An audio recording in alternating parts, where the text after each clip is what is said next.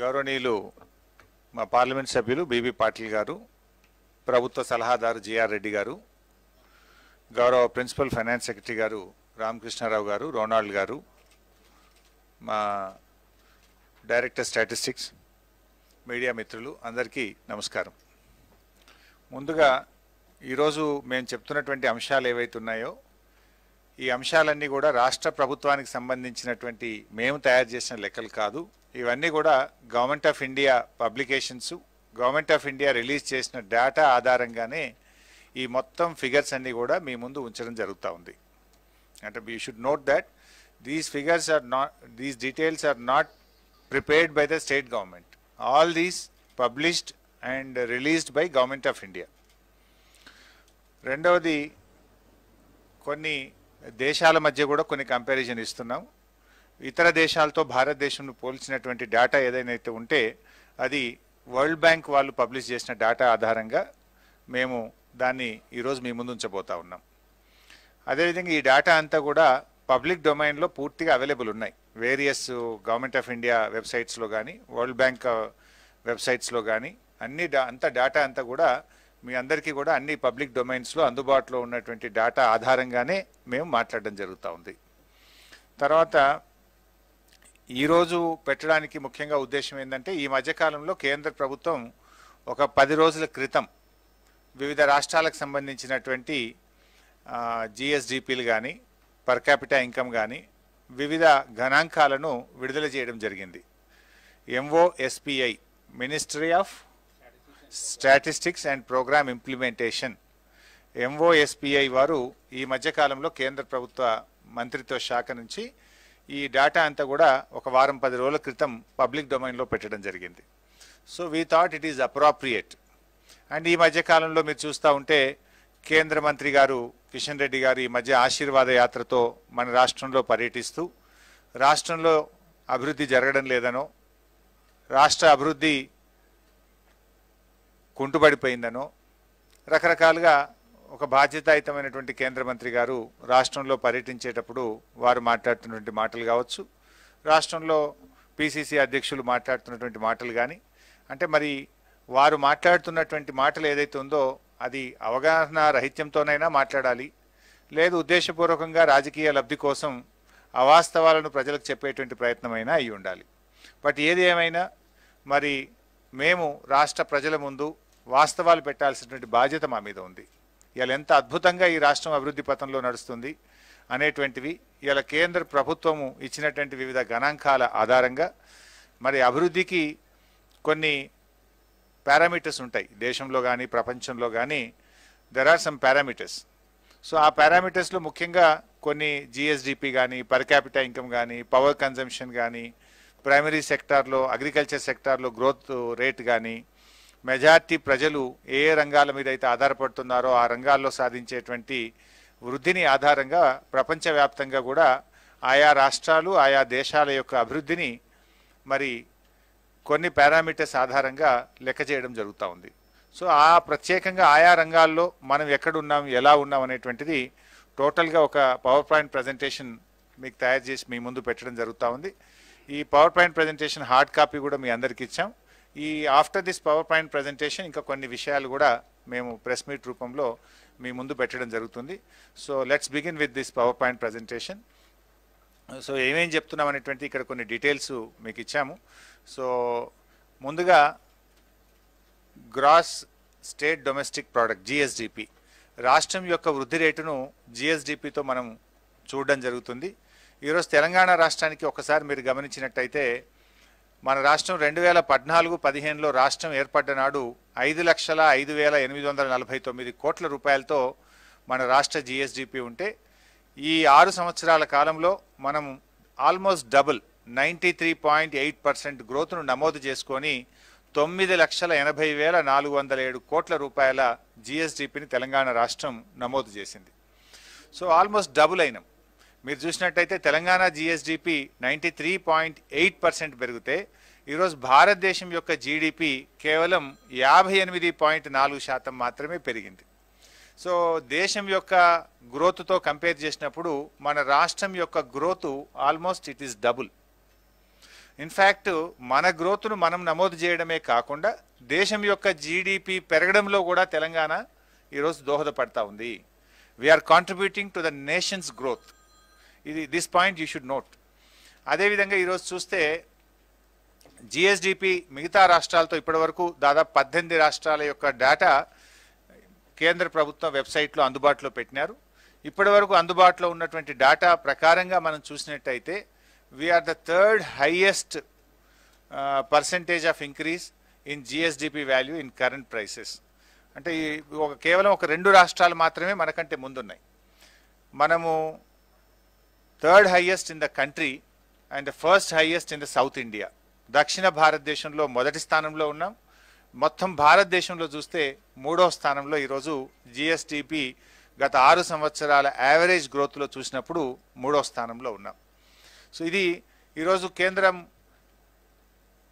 మొత్తం కేంద్ర ప్రభుత్వం 58.4%తో ఉంటే మనం 93.8%తో ఉన్నాం. అంటే ఇది రాష్ట్ర ప్రభుత్వ పనితీరు ఇవాళ కేంద్ర ప్రభుత్వ పనితీరు కంటే మెరుగ్గా ఉందనడానికి ఇది మన ముందున్నటువంటి ఒక పారామీటర్. అదేవిధంగా మీరు చూస్తే constant growth year on year మీరు చూస్తూ వెళ్తే 2014-15లో రాష్ట్రం ఏర్పడ్డ నాడు దేశం యొక్క జీడిపిలో మన వాటా 4.6% ఉంటే 15-16కు 4.2గా, 16-17 4.28గా, 17-18లో 4.39గా, 18-19లో 4.55గా, 19-20లో 4.7, 20-21లో 4.97. అంటే it's a constant growth. If you see ఒక సంవత్సరం పెరిగింది ఒక సంవత్సరం తగ్గింది అని కాకుండా 2014-15 నుంచి 20-21 వరకు దాదాపు 1% దేశం యొక్క జీడిపిలో మనం అదనంగా కాంట్రిబ్యూట్ చేయడం జరిగింది. అంటే ఇది చాలా రిమార్కబుల్ గ్రోత్. నార్మల్గా ఇంత గ్రోత్ ఏ రాష్ట్రం కూడా సాధించలేదు. కానీ వరుసగా గత 6 సంవత్సరాలుగా ఒక కాన్స్టెంట్ గ్రోత్ను తెలంగాణ రాష్ట్రం నమోదు చేయడం జరిగింది. అంటే మనము ఈరోజు మీరు గమనించినట్టయితే 1%, మనం ఆ రోజు రాష్ట్రం ఏర్పడ్డ నాడు భారతదేశం యొక్క జీడిపిలో మన వాటా 4% అయితే ఈరోజు 5%కి మనం పెరగడం జరిగింది. It's a considerable growth. అదేవిధంగా మీరు ఇంకో విషయం కూడా గమనించాల్సింది, ఇక్కడ మనము దేశం యొక్క జీడిపిలో we are the 6th highest contributor. 6వ అత్యధికంగా దేశానికి ఇస్తున్నాం. ఇన్ఫ్యాక్ట్ మనము చూస్తే ఇక్కడ ఒక ఇంపార్టెంట్ పాయింట్ మీరు అందరూ కూడా గమనించాల్సింది ఏంటంటే, మనము దేశం యొక్క జీడిపిలో 6th హైయెస్ట్ కాంట్రిబ్యూటర్ మనం. కానీ పాపులేషన్లో చూస్తే వీఆర్ 11th హైయెస్ట్. జియోగ్రఫికల్గా 11th హైయెస్ట్, పాపులేషన్లో 12th హైయెస్ట్. కానీ జీడిపి కాంట్రిబ్యూటర్లో మాత్రం 6th హైయెస్ట్. అంటే మనకంటే అనేక రాష్ట్రాలు జియోగ్రఫికల్గా పెద్దగా ఉన్నవి, పాపులేషన్ పరంగా పెద్దగా ఉన్నాయి. కానీ జీడిపిలో మాత్రం వారందరికంటే కూడా మనము 6th హైయెస్ట్ కాంట్రిబ్యూటర్గా మనం ఈరోజు దేశంలో మనం నమోదు చేయడం జరుగుతూ ఉంది. ఇది తెలంగాణ రాష్ట్రం సాధించినటువంటి విజయాల్లో ఇది ఒక అత్యంత ముఖ్యమైనటువంటిది. మీరు ఒకసారి గ్రాఫ్ కూడా చూసినట్టయితే ప్రతి సంవత్సరం కూడా మీరు చూడండి, రాష్ట్రం ఏర్పడ్డప్పుడు మన if you see that blue line is Telangana, blue line is India, green line is Telangana. So రాష్ట్రం ఏర్పడ్డప్పుడు డిఫరెన్స్ 1% ఉండేది. యాక్చువల్గా 11%, 12%. కానీ మీరు 2021కు చూస్తే డిఫరెన్స్ ఆల్మోస్ట్ 5.4 డిఫరెన్స్. అంటే ఎవ్రీ ఇయర్ ఆన్ ఇయర్ మీరు చూస్తూ వెళ్తే ఏ ఆర్థిక సంవత్సరంలోనైనా 2014-15 నుంచి 20-21 వరకు దేశం యొక్క వృద్ధి రేటుకు తెలంగాణ రాష్ట్ర వృద్ధి రేటు చూసినట్టయితే ఇయర్ ఆన్ ఇయర్ పెరుగుతూ వచ్చింది మనకు. ఇప్పుడు ఆ రోజు చూడండి, మీరు 2014-15లో 11-12గా ఉన్నది. 15-16కు వెళ్ళినప్పుడు అది 10.5, 14.2, then 11.8 and 13.9. Then in the year 17-18 11.1, 13.9, 18-19 highest gap 10.5 and 14.7, followed by 7.8, 11.3. Even in the year of corona లాంటి క్లిష్టమైనటువంటి స్థితుల్లో కూడా తెలంగాణ రాష్ట్రం పాజిటివ్ గ్రోత్ను నమోదు చేసింది, +2.4. వేరాస్ గవర్నమెంట్ ఆఫ్ ఇండియాది మీరు చూస్తే అవర్ జీడిపి వాజ్ -3. అంటే క్లిష్ట సమయంలో కూడా మనం ఒక పాజిటివ్ వృద్ధి రేటును సాధించినటువంటి రాష్ట్రం ఇవాళ తెలంగాణ రాష్ట్రం. సో అట్లా మీరు చూసినట్టయితే మొత్తంగా తెలంగాణ రాష్ట్రం గత 6 సంవత్సరాల్లో చూస్తే 11.7 యావరేజ్ యాన్యువల్ గ్రోత్ రేట్ను జిఎస్డిపిలో మనం సాధించాం. గత 6 సంవత్సరాల్లో వరుసగా చూస్తే 11.7 వృద్ధి రేట్ను మనం సాధించాం. వేరేజ్ కంట్రీది చూసినప్పుడు అది 8.1 వృద్ధి రేటు ఉంది. సో దీన్ని బట్టి మనం కంపేర్ చేస్తే గత 6 సంవత్సరాల్లో 3.7% అదనపు వృద్ధి రేటును ఇవాళ జిఎస్డిపి జీడిపిలో మన రాష్ట్రం సాధించింది అనేటువంటిది ఇవాళ గర్వంగా మనందరం చెప్పుకోవాల్సినటువంటి అంశం. అంటే ఇది గౌరవ ముఖ్యమంత్రి గారు ఒక ప్రణాళికాబద్ధంగా ఇవాళ వారు అవలంబించేటువంటి విధానాల వల్ల ఇవాళ ఇంత అద్భుతమైనటువంటి వృద్ధి రేటును ఇవాళ తెలంగాణ రాష్ట్రం సాధించింది. అంటే ఇది ఇవాళ ఈ ప్రభుత్వం యొక్క పనితీరుకు, గౌరవ ముఖ్యమంత్రి గారి పనితీరుకు ఇవాళ దేశం మొత్తం కూడా గమనిస్తూ ఉంది. ఇవాళ మొత్తం ఈ డేటా అంతా కూడా అవైలబుల్ ఉంది.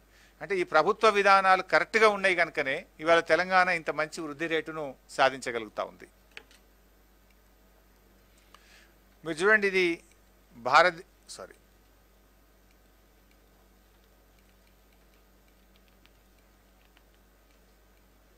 ఏమైంది బాబు ఇది? సారీ,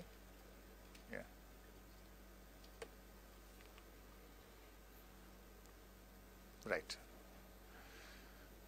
ఈరోజు బంగ్లాదేశ్తో కంపేర్ చేస్తే భారతదేశం యొక్క ఆర్థిక పరిస్థితి బంగ్లాదేశ్ కంటే కూడా తక్కువగా ఉంది.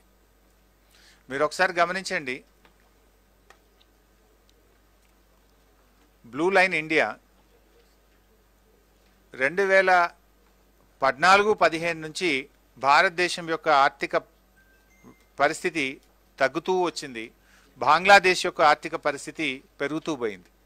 అంటే ఇలా కిషన్ రెడ్డి గారు, ఇవాళ కేంద్ర ప్రభుత్వానికి చెందిన పెద్దలు చాలామంది మాట్లాడుతున్నారు, మేము ఇంత వృద్ధిని సాధించినాము, అంత అభివృద్ధిని సాధించినాం. అయ్యా, మీరు సాధించింది ఏంటంటే భారతదేశం యొక్క ఆర్థిక పరిస్థితి బంగ్లాదేశ్ కంటే కూడా పడిపోయింది, బంగ్లాదేశ్ కంటే కూడా తగ్గిపోయింది.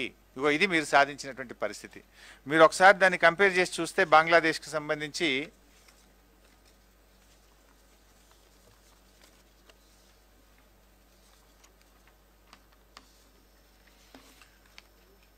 ఇవి వరల్డ్ బ్యాంక్ వెబ్సైట్లో ఉంటాయి. ఐ థింక్ ఇందులో లేదు, మీరు నోట్ చేసుకోండి.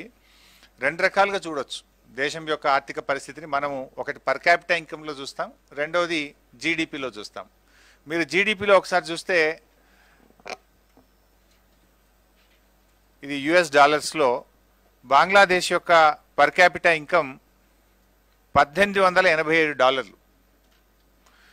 ఇండియా యొక్క పర్ క్యాపిటల్ ఇన్కమ్ $1877. అంటే ఆల్మోస్ట్ ఒక $10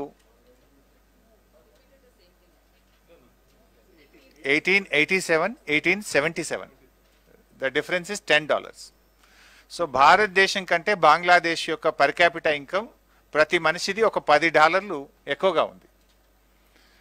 అదేవిధంగా గ్రోత్ రేట్ కూడా చూస్తే 1920ది మనకు వరల్డ్ బ్యాంక్ డేటా వెబ్సైట్లో అవైలబుల్ ఉంది ఫర్ ద ఇయర్ 1920. దాని ప్రకారంగా చూస్తే బంగ్లాదేశ్ది +8.1%.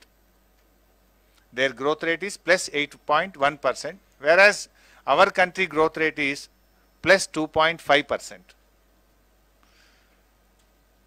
ఆల్మోస్ట్ 5.5% ఈరోజు ఎక్కువగా ఉంది,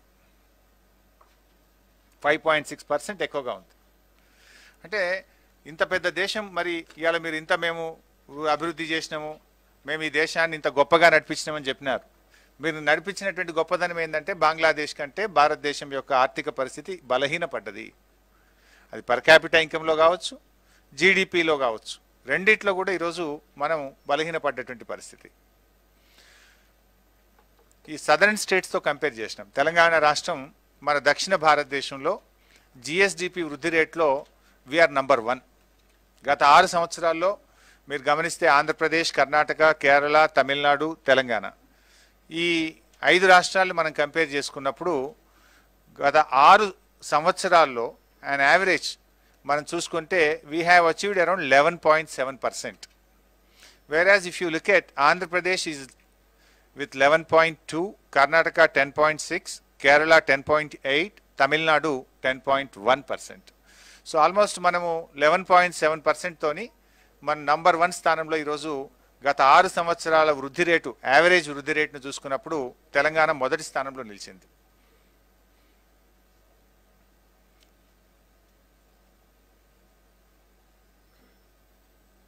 ఇందాక మనం చెప్పినట్టుగా మనము ఈవెన్ కరోనాలో కూడా మనము 2% వృద్ధి రేటును మనం సాధించడం జరిగింది.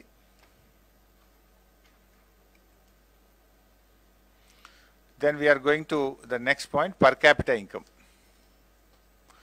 Per capita income లో ఒకసారి మీరు గమనించినట్టయితే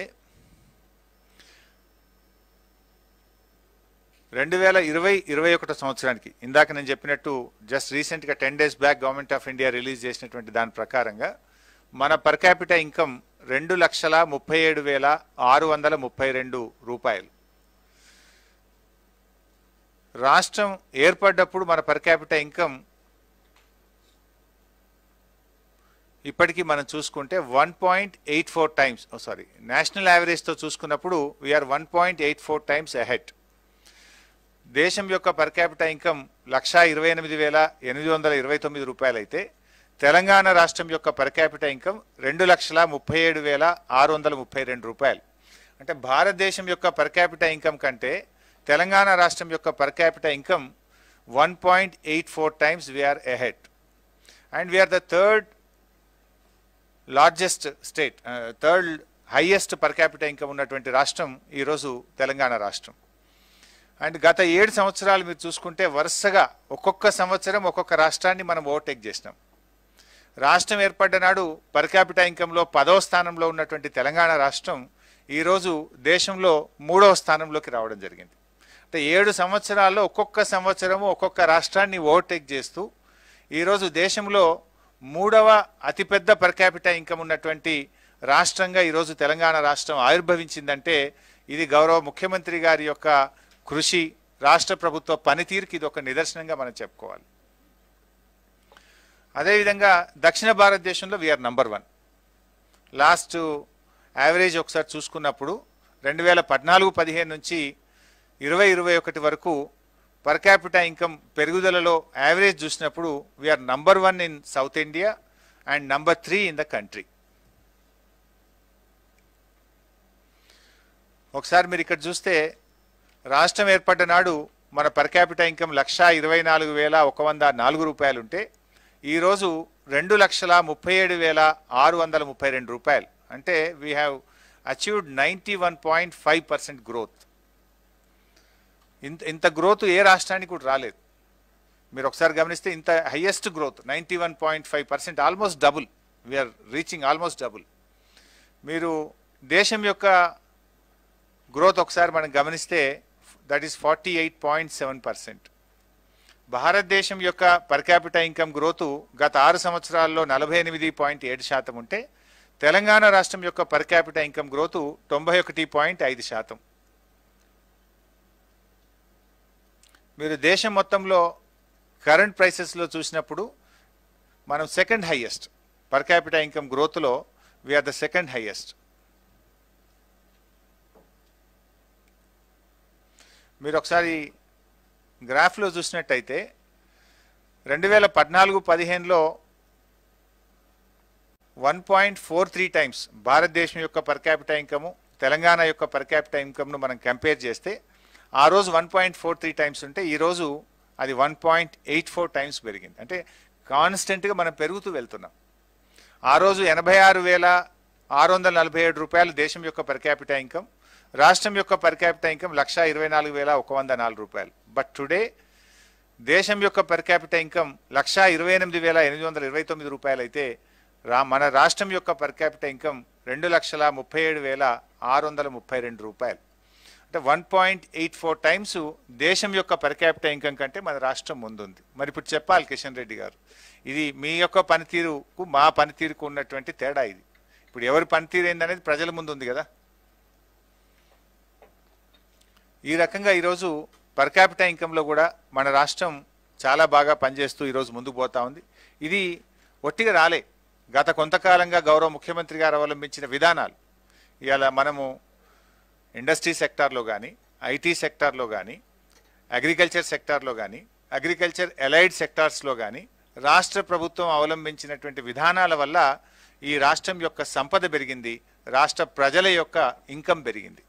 ఈ రెండు కూడా పెరిగినాయి. రాష్ట్ర సంపద, ప్రజల యొక్క ఇన్కమ్, ఈ రెండు పెరగడానికి ప్రభుత్వం అవలంబించినటువంటి విధానాల వల్ల ఇంత మంచి ఇలా గణనీయమైనటువంటి పురోగతిని మన రాష్ట్రం సాధిస్తూ ఉంది. మీరు ఒకసారి గమనిస్తే per capital income 2021 at current prices Telangana versus other states. మన ఎల్లో లైన్లో ఉన్నటువంటిది, మిడిల్లో ఉన్నటువంటిది కంట్రీ యొక్క పర్ క్యాపిటల్ ఇన్కమ్ 1,28,829. వేరాజ్ మీరు తెలంగాణ చూస్తే గ్రీన్ లైన్లో ఉంది, మనము థర్డ్ హైయెస్ట్ 2,37,632 రూపాయలతో ఉన్నాం. మన పైన రెండే రాష్ట్రాలు ఉన్నాయి, ఒకటి హర్యానా, రెండవది Sikkim.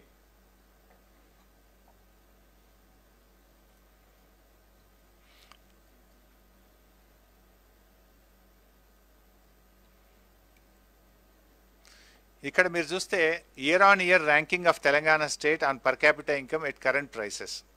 2014-15లో we're at 10th place. Then 15-16కి వెళ్ళేసరికి 9వ స్థానంలోకి వెళ్ళాం. 16-17లో 8వ స్థానానికి వెళ్ళాం. 17-18లో 7వ స్థానానికి, అంటే ఒక్కొక్క మెట్టు పైకి ఎక్కుతూ వెళ్తున్నాం చూడండి. 2017-18లో 7వ స్థానానికి వెళ్ళాం. 2018-19కి వెళ్ళేసరికి 4వ స్థానానికి వెళ్ళింది తెలంగాణ. ఈవెన్ 19-20లో కూడా 4వ స్థానంలో ఉన్నాం. 20-21లో 3వ స్థానానికి వెళ్ళాం. అంటే కాన్స్టెంట్ గ్రోత్. మీరు జిఎస్డిపిలో చూసినా, పర్ క్యాపిటల్ ఇన్కంలో చూసినా, it's we are registering a constant growth. అంటే ప్రభుత్వం యొక్క ఒక నిబద్ధతతో, రాష్ట్ర భవిష్యత్తును దృష్టిలో పెట్టుకొని ఒక క్రమ పద్ధతిలో ప్రభుత్వం పనిచేస్తుంది అనడానికి ఇంతకంటే ఇంకేం ఉదాహరణ కావాలి? ఇవాళ ఎవరు ఇక్కడ మీరు చూసినట్టయితే ఏ ఇయర్లో ఏ స్టేట్ను బైపాస్ చేసినా కూడా చూడొచ్చు. మీరు అక్కడ చూస్తే 15-16లో ప్రధానమంత్రి గారి సొంత రాష్ట్రం గుజరాత్ను బైపాస్ చేసినాం. దెన్ 16-17లో తమిళనాడు, 17-18లో మహారాష్ట్ర, దెన్ 18-19లో కర్ణాటక, కేరళ, ఉత్తరాఖండ్. ఇవన్నీ కూడా అనేక రాష్ట్రాలు బీజేపీ మరియు కాంగ్రెస్ పాలిత రాష్ట్రాలు. ఆ రాష్ట్రాలను మనం బైపాస్ చేస్తున్నాం year on year. And recently Goa 2021.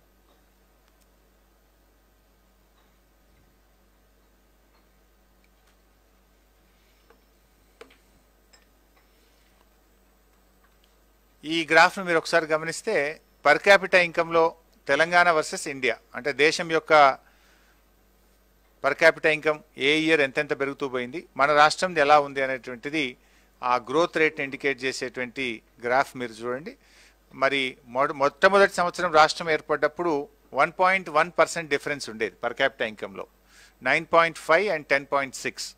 But if you see today almost 5.8 difference ఉంది. 5.8 డిఫరెన్స్ అంటే మనం కన్సిడరబుల్గా రాష్ట్రం మరి ఈరోజు ముందుకు పోతా ఉంది అనడానికి ఇది ఒక మంచి ఉదాహరణ. మనం మొత్తంగా గత 6 సంవత్సరాల్లో చూస్తే పర్ క్యాపిటల్ ఇన్కంలో మనము 11.5% యావరేజ్ యాన్యువల్ గ్రోత్ రేట్ను మనం నమోదు చేసుకున్నాం. భారతదేశం యొక్క యావరేజ్ యాన్యువల్ గ్రోత్ రేట్ చూస్తే 4%. సో దీన్ని బట్టి మీరు 7% is the country AAGR, whereas Telangana it is 11.5%. So మొత్తంగా మీరు చూసినట్టయితే ఈరోజు మనము మన పర్ క్యాపిటల్ ఇన్కంలో almost 4.6% we're more than the country's growth rate. అదేవిధంగా దేశం మొత్తంలో కూడా చూస్తే ఈ యావరేజ్ యాన్యువల్ గ్రోత్ రేట్లో వీఆర్ స్టాండింగ్ ఎట్ నంబర్ 2.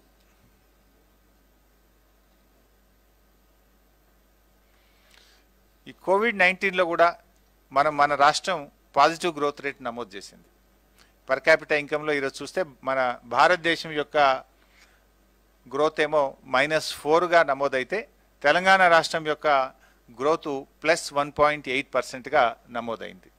అంటే కరోనా లాంటి ఒక పాండమిక్ సిచ్యువేషన్లో కూడా మనం పాజిటివ్ గ్రోత్ను నమోదు చేయడానికి ముఖ్యంగా వ్యవసాయ రంగంలో, వ్యవసాయ అనుబంధ రంగాల్లో మన రాష్ట్రం సాధించినటువంటి అద్భుతమైనటువంటి ప్రగతి వల్ల ఇక్కడ మనం +1.8ను నమోదు చేయగలిగినాం.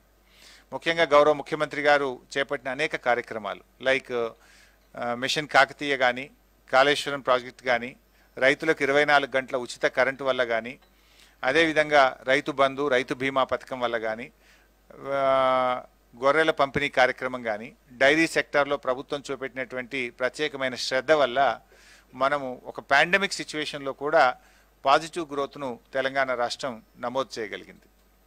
దేశంలో అనేక రాష్ట్రాలు మైనస్లో ఉన్నాయి. ఓవరాల్గా కంట్రీది కూడా చూసినప్పుడు -4గా ఉంది. Versus Telangana is +1.4. ఇది 1920 అండ్ 2021 పర్ క్యాపిటా ఇన్కమ్ది కంట్రీ వైజ్ మొత్తం ఇన్ఫర్మేషన్ కూడా ఈ ఇండియా మ్యాప్లో కూడా ఒకసారి పొందుపరచడం జరిగింది. మీరు దీంట్లో కూడా ఒకసారి గమనించవచ్చు.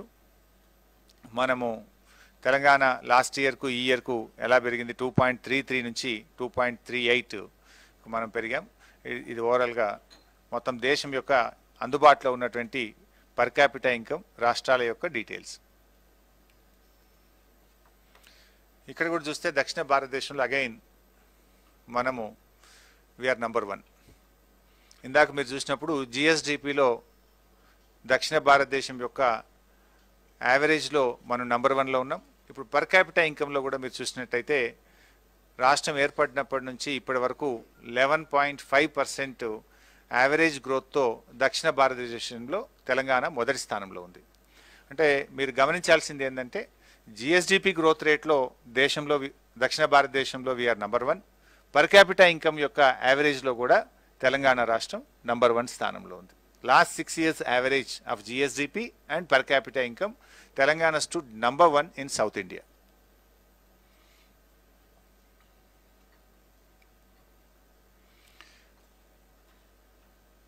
రెవెన్యూ కలెక్షన్ అనాలిసిస్ ఇది చాలా ఇంపార్టెంట్. జనరల్గా రాష్ట్రం యొక్క ఓన్ రెవెన్యూ, మన రాష్ట్రం యొక్క SOTR state own tax revenue, general ప్రధానమంత్రి గారు కూడా అనేక దాంట్లో చెప్తా ఉంటారు. రాష్ట్రాలు స్వయం సమృద్ధిని సాధించాలి, రాష్ట్రాలు తమ ఆర్థిక వనరుల మీద దృష్టి పెట్టాలి, రాష్ట్రాలు ఆర్థికంగా బలోపేతం కావాలి అని ప్రధానమంత్రి గారు అనేక మీటింగ్లలో, జనరల్గా నీతి ఆయోగ్ మీటింగ్స్లో కూడా వారు గట్టిగా ప్రస్తావిస్తూ ఉంటారు. మీరు ఒకసారి చూస్తే ఇక్కడ we're number 1 in the country. State own tax revenue 2014-15లో మీరు చూస్తే 35,146 కోట్లు ఉండేది. బట్ ఈరోజు 66,648 కోట్లు మనం అంచనా వేసుకున్నాం. 19-20 అయితే మీకు పక్కాగా 67,597 కోట్లు. బట్ ప్రొవిజనల్గా 2021కు 66,648 కోట్లుగా మనం తెలపడం జరుగుతూ ఉంది. సో మీరు ఇక్కడ చూస్తే 90% గ్రోత్, మీరు తెలంగాణది మీరు గమనిస్తే ఆల్మోస్ట్ 90% గ్రోత్ మనం అచీవ్ చేసినాం from the year 2014-15 to the year 2021. ఈ యావరేజ్ లెక్క తీస్తే గత 6 సంవత్సరాల్లో మన average annual growth rate state own tax revenue చూసినప్పుడు ఇట్ ఈస్ 11.52%. దేశంలోని మిగతా అన్ని రాష్ట్రాలతో కంపేర్ చేస్తే వీఆర్ నంబర్ 1. SOTRలో రాష్ట్రం యొక్క గత 6 సంవత్సరాల AAGRలో we're number 1 in the country. మన తర్వాత మీరు చూస్తే ఒరిస్సా ఉంది 9.74తోని. ఈవెన్ గ్యాప్ కూడా చాలా ఎక్కువగా ఉంటుంది. మీరు చూస్తే ఆల్మోస్ట్ 1.78% గ్యాప్ ఉంది. సెకండ్ ప్లేస్లో కూడా నియర్ బై కూడా లేరు మనకు. ఈవెన్ మీరు సెకండ్ ప్లేస్లో ఉన్న ఒరిస్సా కూడా 1.78% గ్యాప్తో ఉంది. అంటే ఇంత అద్భుతమైనటువంటి వృద్ధి మనం ఇవాళ సాధించడమంటే రాష్ట్ర ప్రభుత్వం యొక్క విధానాలు, అంటే మన ట్యాక్స్ కలెక్షన్స్లో కానీ మన పనితీరులో కానీ మన ప్రభుత్వం అవలంబించినటువంటి విధానాల వల్ల. ఇవాళ కొంతమంది మాట్లాడుతున్నారు, మీరు అనేక సంక్షేమ కార్యక్రమాలు చేపట్టినారు, ప్రభుత్వం పంచుతూ పోతుంది, ప్రభుత్వ ఆదాయం ఎలా పెరుగుతుంది అంటే ఇది చూడండి. అంటే మన ప్రభుత్వం యొక్క ఆర్థిక విధానము ఎఫెక్టివ్గా ఉందనడానికి ఇది ఒక నిదర్శనం. ఒకవైపు మనము ప్రాజెక్టులు కట్టి ఉత్పత్తిని పెంచినాం, ఇంకొక వైపు గొర్రెలు పంచినాం, తద్వారా ఉత్పత్తి పెరిగింది. అందువల్ల మీరు ఈ యొక్క గ్రోత్ను మనం సాధించగలుగుతా ఉన్నాం. చూస్తే మీరు ఒరిస్సా 9.74, జార్ఖండ్ 8.9, ఉత్తరప్రదేశ్ 8.6, ఆంధ్రప్రదేశ్ 8.38, దెన్ రాజస్థాన్ 7.79. సో అట్లా మీరు బెంగాల్ కూడా సేమ్ ఉన్నట్టుంది 7.49. సో గత 6 సంవత్సరాల్లో పబ్లిక్ డొమైన్లో అందుబాటులో ఉన్న అన్ని రాష్ట్రాల వివరాలు చూసుకున్నప్పుడు వీఆర్ నంబర్ 1. 11.52తోని మొదటి స్థానంలో ఈరోజు మన ఎస్ఓటిఆర్ ట్యాక్స్ కలెక్షన్స్లో కూడా రాష్ట్రం ముందు స్థానంలో ఉంది. Gujarat is the last. हमारे ఎంపీ साहब बोल रहे गुजरात लास्ट में है.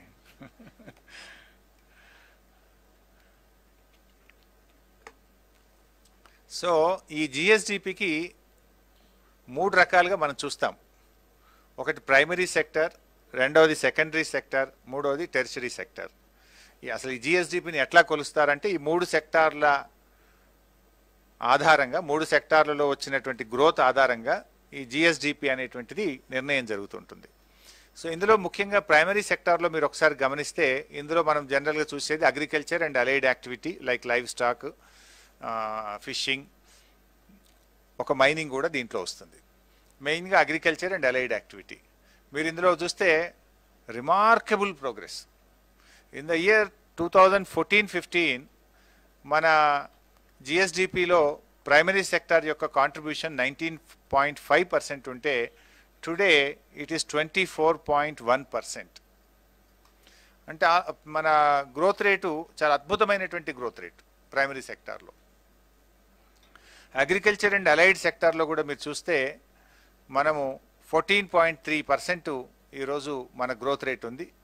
దేశం యొక్క growth rate agriculture and allied యాక్టివిటీలో భారతదేశం యొక్క వృద్ధి రేటు 3.6% అయితే అగ్రికల్చర్ అండ్ అలైడ్ సెక్టార్స్లో తెలంగాణ రాష్ట్రం యొక్క వృద్ధి రేటు 14.3%. సో ఎన్ని రేట్లు ఎక్కువగా ఉన్నామో చూడండి. ఆల్మోస్ట్ 4.5 టైమ్స్ దేశం యొక్క అగ్రికల్చర్ వృద్ధి రేటు కంటే తెలంగాణ యొక్క అగ్రికల్చర్ వృద్ధి రేటు 4.5 రెట్లు అధికంగా ఉంది. అంటే వ్యవసాయ రంగం మీద ప్రభుత్వం పెట్టిన పెట్టుబడులు, వ్యవసాయ రంగం మీద గౌరవ ముఖ్యమంత్రి గారు అవలంబించినటువంటి విధానము అద్భుతమైనటువంటి ఫలితాలను ఇచ్చింది అనడానికి ఈ యొక్క వృద్ధి రేటు ఒక ఉదాహరణ. అదేవిధంగా సెకండరీ సెక్టార్లో కూడా మీరు చూస్తే ముఖ్యంగా manufacturing, construction, electricity, gas, water supply and other utility services దీంట్లో ఉంటాయి. దీంట్లో ఒకసారి మీరు గమనిస్తే ఇక్కడ కూడా మనం 18% వృద్ధి రేటును మనం ఇక్కడ నమోదు చేయడం జరిగింది. 14-15 నుంచి 2021 వరకు మనము ఈ దాదాపు ఈ మ్యానుఫ్యాక్చరింగ్ సెక్టార్లో, సబ్ సెక్టార్లో చూస్తే 72% వృద్ధి రేటును మనం ఇక్కడ నమోదు చేయడం జరిగింది. అదేవిధంగా టెరిషరీ సెక్టార్లో కూడా మరి రాష్ట్రం మంచి వృద్ధి రేటును మనం సాధించుకున్నాం. ఇక్కడ కూడా యాక్చువల్గా దీంట్లోనే చాలా ఎక్కువ జిఎస్డిపి కాంట్రిబ్యూషన్ అనేది ఈ సెక్టార్ నుంచే చాలా ఎక్కువగా వస్తుంది. మనకు దాదాపు 59.5% ఈ సెక్టార్ నుంచి మనం కాంట్రిబ్యూట్ చేయడం జరుగుతూ ఉంది. ఇక్కడ కూడా మంచి వృద్ధి రేటును ఆల్మోస్ట్ మనం ఇక్కడ చూస్తే 1.5 to 2 టైమ్స్ మనం 2014-15 నుంచి 2021 మధ్య నమోదు చేయడం జరిగింది. ఐటీ సెక్టార్లో కూడా 120% ఇంక్రీజ్ మనం నమోదు చేసినాం. 14-15తో చూసినప్పుడు 120% ఐటీ సెక్టార్లో కూడా మన వృద్ధి రేటును నమోదు చేయడం జరిగింది. ఈ సెక్టరల్ కాంట్రిబ్యూషన్ ఒక్కసారి మీరు గమనిస్తే అన్ని ఒక్కొక్క సెక్టర్ వైజ్ మనం చూస్తే ప్రైమరీ సెక్టర్ 19.5 నుంచి 24.1%కు మనం పెరగడం జరిగింది. ఇదే యాక్చువల్గా మీరు ఇది చాలా ఇంపార్టెంట్ సెక్టర్. నేను నెక్స్ట్ స్లైడ్లో మళ్ళీ మీకు ఎక్స్ప్లెయిన్ చేస్తాను ప్రైమరీ సెక్టర్ గురించి.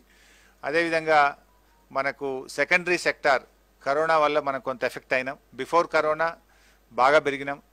19.2 నుంచి 16.5%. అదేవిధంగా టెరిషరీ సెక్టార్ కూడా 61.3 ఇన్ ద ఇయర్ 14-15 ఉంటే ఈ సంవత్సరం 59.4% మన జిఎస్వివిఏ వాల్యూస్ నమోదు చేయడం జరిగింది.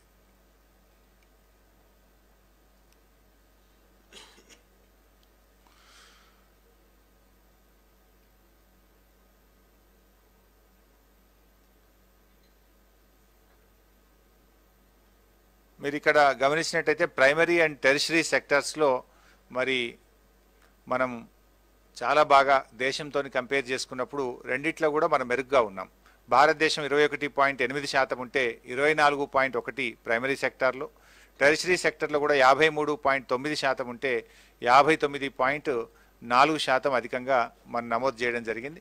ముఖ్యంగా ప్రైమరీ సెక్టర్ అనేది మన రాష్ట్రంలో దాదాపు 55% జనాభా ప్రైమరీ సెక్టర్ మీదనే ఆధారపడుతుంది. 55% of our population depends on primary sector. అక్కడ మేజర్గా మనం మంచి గ్రోత్ రేట్ను మనం నమోదు చేయడం జరిగినాం. అంటే ఇది రాష్ట్రంలోని ప్రజల జీవన విధానంలో చాలా మార్పు తెచ్చింది. వాళ్ళ ఆర్థిక పరిస్థితుల్లో స్థితిగతుల్లో చాలా మార్పును మనం సాధించగలిగినాం.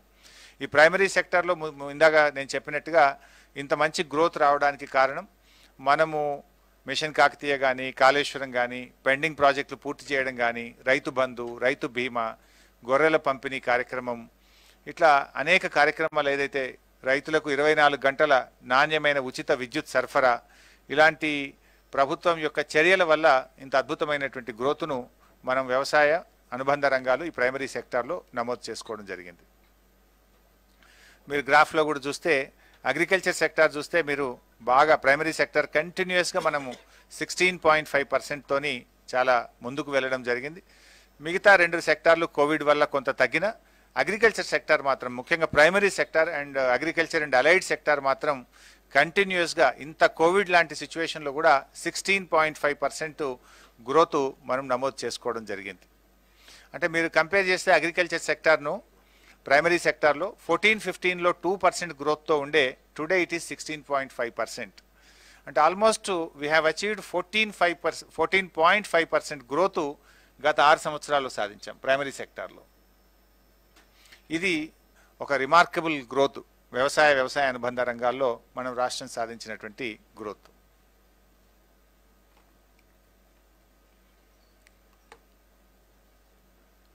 ఇక్కడ కూడా మీరు ఒకసారి గమనిస్తే ఈ ప్రైమరీ సెక్టార్లో దక్షిణ భారతదేశంతోని మొత్తం దేశం యొక్క గ్రోత్తో ఒకసారి కంపేర్ చేసుకున్నట్టయితే మనము దక్షిణ భారతదేశంలో నంబర్ 1. లాస్ట్ 6 ఇయర్స్లో ప్రైమరీ సెక్టార్లో మన గ్రోత్ను కంపేర్ చేస్తే we're number 1 in the south India. And కంట్రీతో కంపేర్ చేస్తే వీఆర్ ఆల్మోస్ట్ డబుల్. దేశం యొక్క యావరేజ్ ప్రైమరీ సెక్టార్లో లాస్ట్ 6 ఇయర్స్లో 8.5% ఉంటే మనం 15.8% తోని we are in almost in the double.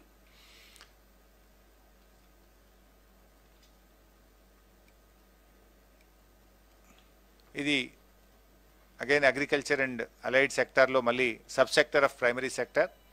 మీరు ఇక్కడ కూడా మీరు గమనిస్తే పంటలలో చూసినప్పుడు 41,706 కోట్ల రూపాయలు 2014-15లో ఉంటే 2020-21కి 80,574 కోట్లు. లైవ్ స్టాక్లో చూస్తే 29,282 కోట్ల నుంచి 94,211 కోట్లకు మనం లైవ్ స్టాక్లో పెరిగినాం. అగ్రికల్చర్ సెక్టార్లో 95% పెరిగినాము.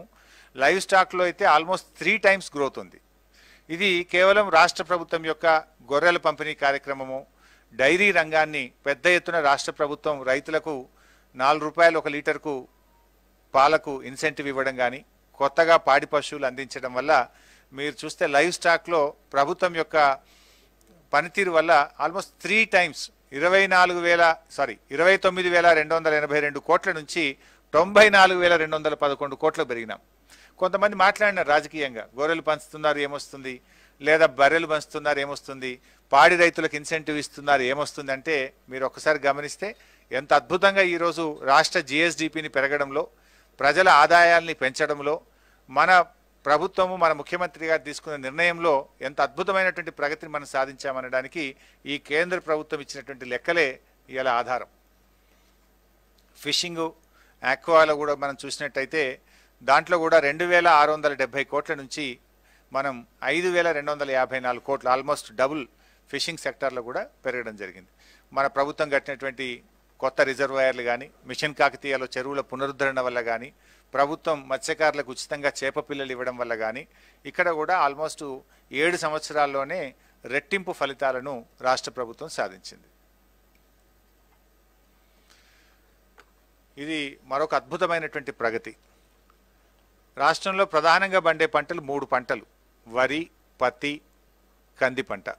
ఈ 3 పంటలు మీరు చూసినట్టయితే మీరు 2014-15 రాష్ట్రం ఏర్పడ్డ నాడు రాష్ట్రంలో పండినటువంటి వరి ధాన్యం యొక్క విలువ 9,528 కోట్లు. వేరాజ్ లాస్ట్ ఇయర్ 47,440 కోట్ల రూపాయల వరి ధాన్యం పండింది. Almost 5 times the value, 500 times. అదేవిధంగా కాటన్ కూడా మీరు చూస్తే 530 కోట్ల రూపాయల నుంచి మరి 7,549 కోట్ల రూపాయల నుంచి 19,025 కోట్ల రూపాయలకు మరి కాటన్ ఉత్పత్తిలో మన రాష్ట్రం పెరగడం జరిగింది. రెడ్ గ్రామ్లో 530 కోట్ల నుంచి 3,808 కోట్ల రూపాయలకు పెరగడం జరిగింది.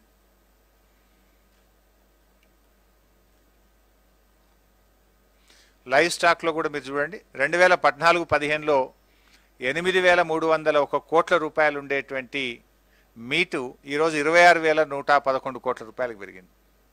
అదేవిధంగా పౌల్ట్రీలో కూడా 5,274 కోట్ల రూపాయల నుంచి 12,916 కోట్ల రూపాయలకు, ఫిషరీస్ రంగంలో మీరు గమనిస్తే 2,964 కోట్ల రూపాయల నుంచి 5,831 కోట్ల రూపాయలకు ఫిషరీస్ సెక్టార్లో కూడా మన రాష్ట్రం వృద్ధిని నమోదు చేయడం జరిగింది. ఇండస్ట్రీలో కూడా మన రాష్ట్రం యొక్క కాంట్రిబ్యూషన్ మీరు చూస్తే అన్ని సెక్టార్లు కలిపి మ్యానుఫ్యాక్చరింగ్ కానీ, ఎలక్ట్రికల్ కానీ, కన్స్ట్రక్షన్, మైనింగ్ అన్నీ కలిపినప్పుడు 1,04,365 కోట్ల నుంచి 1,79,885 కోట్లకు ఈరోజు పెరిగి, అంటే 72% గ్రోత్ రేట్ను నమోదు చేసినాం. ఇండస్ట్రీలో కూడా almost 72% is our growth rate. Construction sector దాదాపు 37,000 కోట్ల రూపాయలు మరి మన జిఎస్డిపిలో కాంట్రిబ్యూట్ చేయడం జరుగుతూ ఉంది. One of the another important factor అంటే ప్రపంచవ్యాప్తంగా కూడా ఆ రాష్ట్రం కానీ ఆ దేశం అభివృద్ధిలో ఉంది అని చెప్పడానికి ఆ రాష్ట్రంలో ఉండేటువంటి ప్రజలు వాడుతున్న విద్యుత్ వినియోగాన్ని కూడా ఒక పారామీటర్గా గుర్తించడం జరుగుతుంది. అంటే ఆ రాష్ట్ర ప్రజలు ఎంత విద్యుత్ వాడుతున్నారు, దాని యావరేజ్ను ఆ రాష్ట్రం ఆ దేశం యొక్క అభివృద్ధికి ఒక గీటురాయిగా కూడా దాన్ని పరిగణిస్తుంటారు. మీరు చూసినట్టయితే ఈరోజు దేశం మొత్తంలో పర్ క్యాపిటా పవర్ కన్జంప్షన్లో మనం 5వ స్థానంలో ఉన్నాం.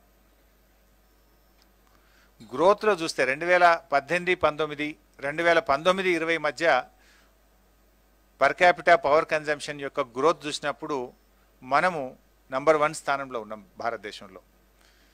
18-19 నుంచి 19-20కి per capita power consumption growth రేట్లో we're number 1 in the country. ఈరోజు కూడా మీరు చూస్తే తెలంగాణ 1,896 యూనిట్ల పర్ క్యాపిటా పవర్ కన్జంప్షన్స్తో ఇవాళ దేశంలో 5వ స్థానంలో ఉన్నాం మనం. ఇక్కడ కూడా మనం అద్భుతమైనటువంటి అభివృద్ధిని మనం సాధించాం. ఇన్ఫ్యాక్ట్ భారతదేశంలో రైతాంగానికి 24 గంటల ఉచిత కరెంట్ ఏదైనా ఒక రాష్ట్రం ఇస్తుందంటే అది కేవలం తెలంగాణ రాష్ట్రం మాత్రమే ఇస్తుంది. No other state in the country is giving 24/7 free quality power. Actually 25 లక్షల కనెక్షన్లు అధికారికంగా ఉన్నాయి, కానీ అధికారులు చెప్తున్న దాన్ని బట్టి ఆల్మోస్ట్ 30 లక్షల వ్యవసాయ విద్యుత్ కనెక్షన్లు ఉన్నాయి ఈ రాష్ట్రంలో. 30 లక్షల వ్యవసాయ విద్యుత్ కనెక్షన్లకు ఈరోజు రాష్ట్ర ప్రభుత్వం 24 గంటల ఉచిత కరెంట్ ఇస్తుంది, క్వాలిటీ పవర్ ఇస్తుంది. అనేక రాష్ట్రాలు రైతుల దగ్గర డబ్బులు వసూలు చేస్తున్నారు. కొన్ని రాష్ట్రాలు ఉచిత పవర్ విద్యుత్ ఇచ్చినా కేవలం 7 గంటలు 9 గంటలు మాత్రమే ఇస్తారు. కానీ గౌరవ ముఖ్యమంత్రి గారు రాష్ట్రం వచ్చిన 9వ నెల నుంచే, రాష్ట్రం ఏర్పడిన 9వ నెల నుంచే రాష్ట్రం విద్యుత్ రంగంలో సెల్ఫ్ సస్టైన్ అయింది. అంటే పవర్ కట్స్ లేని రాష్ట్రంగా అందరికీ నాణ్యమైన 24 గంటల కరెంటు ఇవ్వగలిగే రాష్ట్రంగా 9వ నెల నుంచే రాష్ట్రం మరి అద్భుతమైనటువంటి ప్రగతిని విద్యుత్ రంగంలో సాధించడం జరిగింది. సర్వీస్ సెక్టార్లో కూడా మీరు గమనించినట్టయితే ఇది ముఖ్యంగా రియల్ ఎస్టేటు, ఈ ఇండ్ల నిర్మాణానికి సంబంధించినటువంటిది. ఇక్కడ కూడా మంచి వృద్ధిని 2014-15 నుంచి 2021 మధ్య మీరు గమనిస్తే 2,86,11 కోట్ల రూపాయల నుంచి 5,33,230 కోట్లకు మరి almost double 1.5 to 2 times service సెక్టార్లో కూడా మన వృద్ధి రేటును నమోదు చేయడం జరిగింది. ఐటీలో మీరు గమనిస్తే మన రాష్ట్రం నుంచి ఐటీ ఉత్పత్తుల విలువ 2014-15లో 66,276 కోట్లుంటే ఈ సంవత్సరం 1,45,522 కోట్ల రూపాయలకు మరి ఐటీ సెక్టార్లో మనం పెరగడం జరిగింది. ఆల్మోస్ట్ 120% ఇంక్రీజ్ మనం గమనించవచ్చు. ఇక్కడ యాన్యువల్ యావరేజ్ గ్రోత్ కూడా 14% మనం నమోదు చేయడం జరిగింది. ఐటీ సెక్టార్లో రాష్ట్రం ఏర్పడిన నాడు 3,71,000 మంది ఉద్యోగులు పనిచేస్తే ఈరోజు 6,28,000 మంది ఉద్యోగులు ఈరోజు ఐటీ సెక్టార్లో పనిచేయడం జరుగుతూ ఉంది. ఇది మనం ఎవ్రీ ఇయర్ కంటిన్యూస్గా కాన్స్టెంట్ గ్రోత్ను నమోదు చేస్తూ వస్తున్నాం. Almost an average of 14% growth మనం అచీవ్ చేయడం జరిగింది.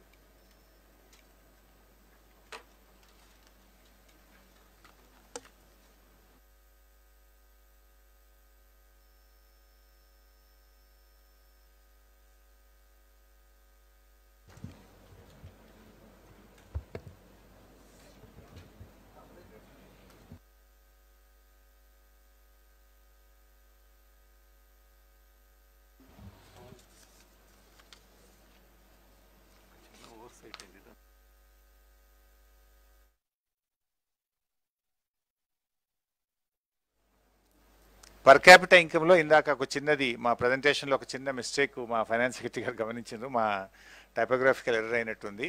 మనము ఒక్కొక్క సంవత్సరం ఒక్కొక్క రాష్ట్రాన్ని బైపాస్ చేసిన మన దగ్గర గోవా వచ్చింది. Instead of Goa it is Himachal Pradesh. అదొకటి kindly note it. Instead of Goa kindly note it as Himachal Pradesh. ఇంకొక 2-3 రంగాల మీద మీ దృష్టికి తేవాల్సినటువంటి అవసరం ఉంది.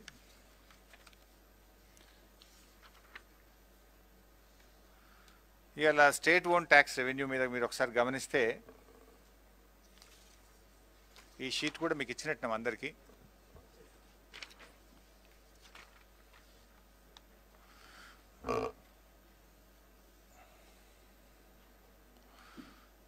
ఎస్ఓటిఆర్ వృద్ధి రేటు మీరు గమనిస్తే ఇందాక నేను ప్రజెంటేషన్లో కూడా ఇచ్చాను.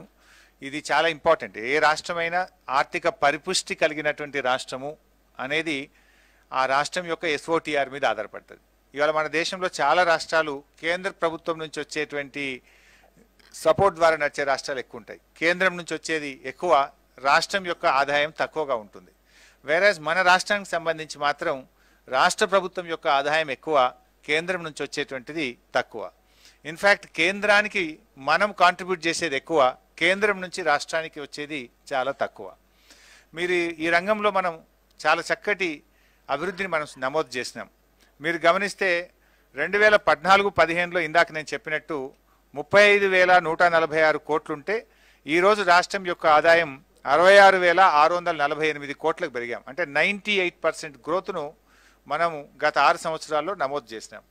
మీరు లాస్ట్ 6 years యావరేజ్ మీరు ఒకసారి గమనిస్తే తెలంగాణ 11.52తోని దేశంలో నంబర్ 1 స్థానంలో నిలిచింది. రాష్ట్రం యొక్క స్వంత ఆదాయ వనరులను పెంచుకోవడంలో గత 6 సంవత్సరాల్లో భారతదేశంలో తెలంగాణ రాష్ట్రం మొదటి స్థానంలో నిలిచింది. మీరు దీని తర్వాత చూస్తే ఒరిస్సా 9.74%, జార్ఖండ్ 8.90%, ఉత్తరప్రదేశ్ 8.60%, ఆంధ్రప్రదేశ్ 8.38%, రాజస్థాన్ 7.79%, వెస్ట్ బెంగాల్ 7.49%, బీహార్ 7.21%, గుజరాత్ చూసినట్టయితే 2.59% వృద్ధి రేటును నమోదు చేయడం జరిగింది. మరి చాలామంది నాయకులు ఇలా బీజేపీ నాయకులు మమ్మల్ని రోజు విమర్శిస్తున్నారు. రాష్ట్రం అధోగతి పాలైపోయింది, రాష్ట్రంలో అభివృద్ధి కుంటుపడిపోయింది. మరి ఇప్పుడు ఏ రాష్ట్రంలో అభివృద్ధి జరిగింది, ఏ రాష్ట్రంలో అభివృద్ధి కుంటుపడిపోయిందో మీ సొంత రాష్ట్రం మోడీ గారి సొంత రాష్ట్రం యొక్క వృద్ధి రేటు 2.59% అయితే మన తెలంగాణ రాష్ట్రం దేశంలోనే మొట్టమొదటి స్థానంలో 11.52% వృద్ధి రేటుతో we stood number 1 in the country. ఇది వాస్తవం. ఈ వాస్తవాలు తెలుసుకొని మాట్లాడితే బాగుంటుంది మీరు. సో ఇక్కడ అద్భుతమైనటువంటి ప్రగతిని మనం సాధించాం. ఈ ఫిగర్స్ ఇవేవి కూడా మేము సొంతగా ఇస్తున్నది కాదు. ఇది కేంద్ర ప్రభుత్వం ఇచ్చినటువంటి లెక్కలు, కేంద్ర ప్రభుత్వం ఇచ్చిన వాటి ఆధారంగానే ఈరోజు మేము ముందు పెట్టడం జరుగుతూ ఉంది. ఇంకొక ఇంపార్టెంట్ది పదే పదే ఈ రాష్ట్రం గురించి మాట్లాడుతుంటారు. అప్పులు బాగా పెరిగినాయి, రాష్ట్రం అప్పులు బాగా తీసుకున్నది, అప్పుల రాష్ట్రంగా ఈ రాష్ట్రాన్ని మార్చిందని కూడా చెప్తుంటారు. మేము ఇంతసేపు అభివృద్ధి గురించి చెప్పాం. జిఎస్డిపిలో ఏం పెరిగాం, పర్ క్యాపిటల్ ఇన్కంలో ఎట్లా పెరిగినాం, పవర్ కన్జంప్షన్లో ఎట్లా పెరిగినాం, మన స్టేట్ ఓన్ ట్యాక్స్ రెవెన్యూలో ఎలా పెరిగాం, ఇవన్నీ ఇప్పుడు మీ ముందు పెట్టాను నేను. అప్పుల విషయంలో కూడా ఈరోజు వాస్తవాలు మీ ముందు పెట్టాలి. అంటే ప్రతిపక్షాలు మాట్లాడుతున్నాయని ఒక గోబల్స్, ఒక అవాస్తవాలను పదే పదే ఒక అబద్ధాన్ని 100 సార్లు చెప్తే ప్రజల్ని నమ్మించాలనేటువంటి ధోరణిలో గొంతు పెద్దగా చేసుకొని మాట్లాడడమో లేదా పరుష పదజాలాన్ని వాడడంతోనో ప్రజల్ని నమ్మించాలని చూస్తే నమ్మరు. ప్రజలకు కూడా ఇవాళ అన్ని విషయాలు తెలుసు. ఇవాళ ఇంటర్నెట్ ఫెసిలిటీ వచ్చిన తర్వాత ఆన్లైన్ కనెక్టివిటీ వచ్చిన తర్వాత ప్రజల చేతుల్లో మొత్తం సమాచారం ఉంది. Everything is open. పబ్లిక్ డొమైన్లో ఒకసారి వచ్చిన తర్వాత వాస్తవాలు ప్రజలు గమనించగలుగుతారు. సో అప్పులలో కూడా ఈరోజు రాష్ట్రం అప్పుల ఊబిలో కూరుకుపోయిందని చెప్పేటువంటి ప్రయత్నం చేస్తున్నారు. ఇన్ఫ్యాక్ట్ రాష్ట్రాలకు అధికారమే లేదు. మీరు ఎంత అంటే అంత అప్పు తీసుకునే అధికారం లేదు. కేంద్ర ప్రభుత్వము రాష్ట్రాలకు 25% పరిమితిని విధించడం జరిగింది. దీన్ని వాస్తవానికి బ్రాడ్ పాలసీ ఇది కేంద్ర ప్రభుత్వ చేతిలో ఉంటుంది. రాష్ట్రాలు ఎంత అప్పులు తీసుకోవాలి, రాష్ట్రాల యొక్క పరిమితులు ఏంటి, ఈ నిర్ణయించేటువంటి అధికారం ఇవాళ కేంద్ర ప్రభుత్వ చేతిలో ఉంటుంది. ముఖ్యంగా రాష్ట్రాలకు ఈరోజు కేంద్రం 25% ఎఫ్ఆర్బిఎం లిమిట్స్ను మీరు దాటొద్దని చెప్పి వాళ్ళు రాష్ట్రాలకు చెప్పినారు. కానీ తెలంగాణ రాష్ట్రం మీరు ఒకసారి గమనిస్తే we're well with in our limits. 22.83%తో మనము 25%కి లోబడే ఉన్నాం. మన జిఎస్డిపిలో మన రాష్ట్రం తీసుకునేటువంటి అప్పులు 25% కంటే మించి ఉండకూడదు అనేటువంటిది కేంద్ర ప్రభుత్వం రాష్ట్రాలకు విధించినటువంటి పరిమితి. ఇవాళ ఆ పరిమితిలోనే ఉన్నాం మనం. ఈరోజు మన రాష్ట్రం తీసుకున్నటువంటిది మీరు గమనిస్తే 22.83%తో ఉన్నాం. నిజానికి ఇక్కడ మీరు గమనిస్తే చాలా రాష్ట్రాలు దాన్ని దాటిపోయినాయి. ఇవాళ దేశంలో అనేక రాష్ట్రాలు మీరు గమనించినట్టయితే చాలా ధనిక రాష్ట్రంగా చెప్పుకునేటువంటి పంజాబ్ 38.67%తో ఉంది. ఇక్కడ మీరు గమనిస్తే మీకు ఆ షీట్ కూడా అందించడం జరుగుతూ ఉంది. పంజాబ్ 38.67, వెస్ట్ బెంగాల్ 34.67, రాజస్థాన్ 34.54, ఉత్తరప్రదేశ్ 33.8, ఆంధ్రప్రదేశ్ 32.67, బీహార్ 30.79, కేరళ 30.30, మధ్యప్రదేశ్ బీజేపీ పాలిత రాష్ట్రం 29.35, గోవా ఇది మరో బీజేపీ పాలిత రాష్ట్రం 28.07, జార్ఖండ్ 27.93, ఛత్తీస్గఢ్ 27.06, ఇలా వెళ్తే తెలంగాణ 22.83%తో ఈరోజు మనము పరిమితులకు లోబడి మాత్రమే ఉంది. ఈ విషయాన్ని కూడా ఇవాళ మీరు ప్రతిపక్షాలు కొంత గమనించుకొని మాట్లాడితే మంచిదని కూడా నేను వారికి చెప్తా ఉన్నాను.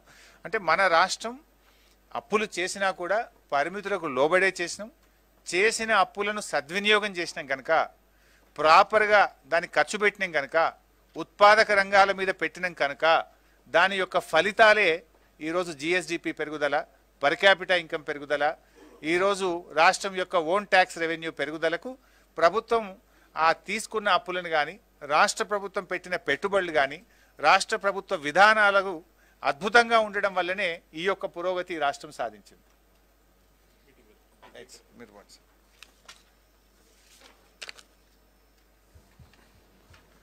పొలిటికల్ పంచ్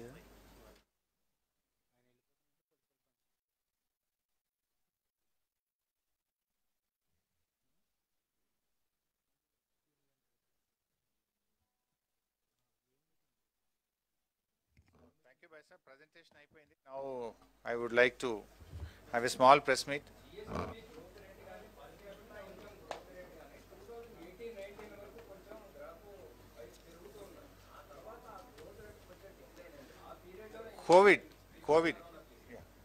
కోవిడ్ వల్ల కొంత తగ్గింది. బిఫోర్ కరోనా అంతకు ముందు ఇయర్ రిమార్కబుల్ గ్రోత్ ఉండడం వల్ల ఇయర్ ఆన్ ఇయర్ గ్రోత్లో తగ్గింది. కానీ ఓవరాల్గా చూసుకున్నప్పుడు we're again number 1 in south India. ఆ పర్టికులర్ ఇయర్లో the growth was highest if you look at. Then ఆ గ్రోత్ మీద అగైన్ గ్రోత్, రిమార్కబుల్ గ్రోత్ మీద అగైన్ గ్రోత్ అన్నప్పుడు డెఫినెట్గా కొంత ఆ తేడా అంతకు మించి. బట్ కంపారిటివ్లీ కంట్రీ గ్రోత్ రేట్తో చూసినా, ఇతర రాష్ట్రాల గ్రోత్ రేట్తో చూస్తే కూడా we're ahead. Let me complete my press meet, then I can ఏమంటారు you want to you can ask.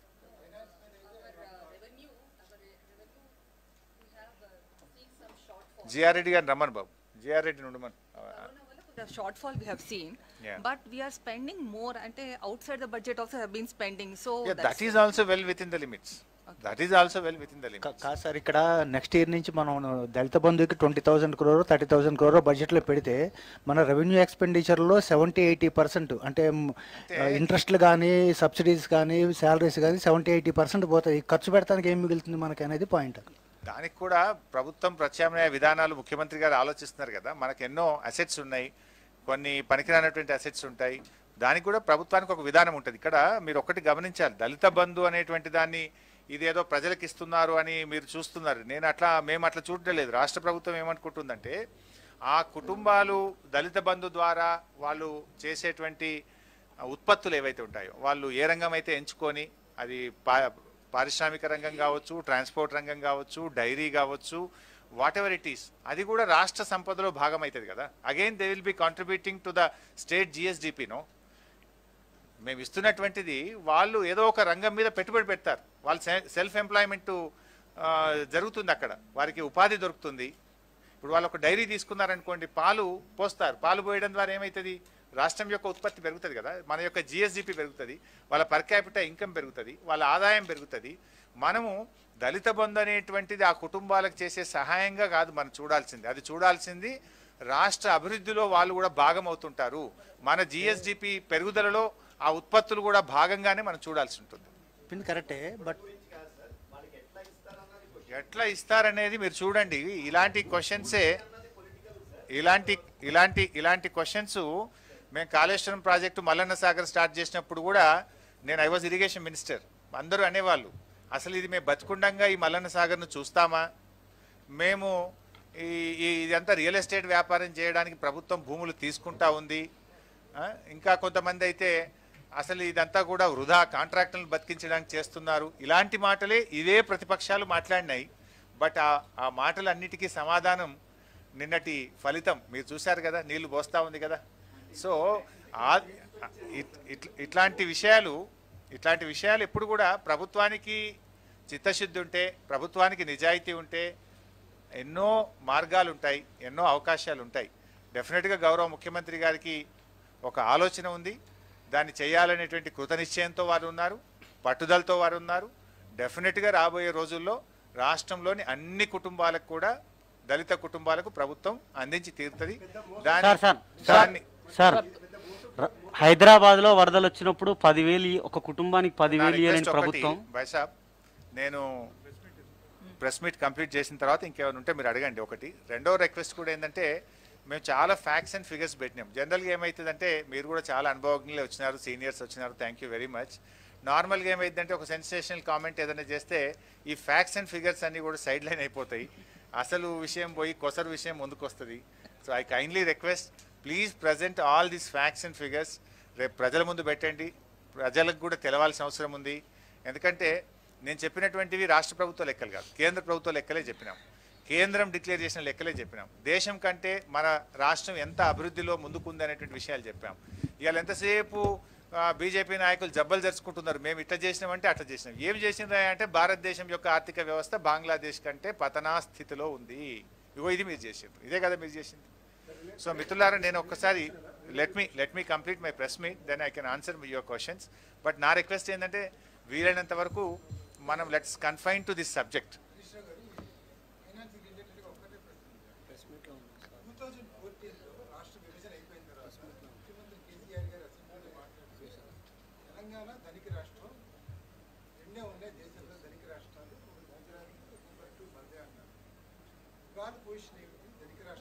వంద శాతం ధనిక రాష్ట్రం, ఎప్పుడైనా తెలంగాణ ధనిక రాష్ట్రమేనే, దాంట్లో మేమే వెనకపోతలేం అన్న. ఇప్పుడు మీరు చూసింది కదా ఎస్ఓటి, అది డెఫినెట్గా వీ హ్యావ్ ఎ విజన్. గవర్నమెంట్కు ఒక రోల్ ఉంటుంది, ఒక ఆలోచన ఉంటుంది. మీరు చూడండి, ఎస్ఓటిఆర్లో we're number 1 in the country.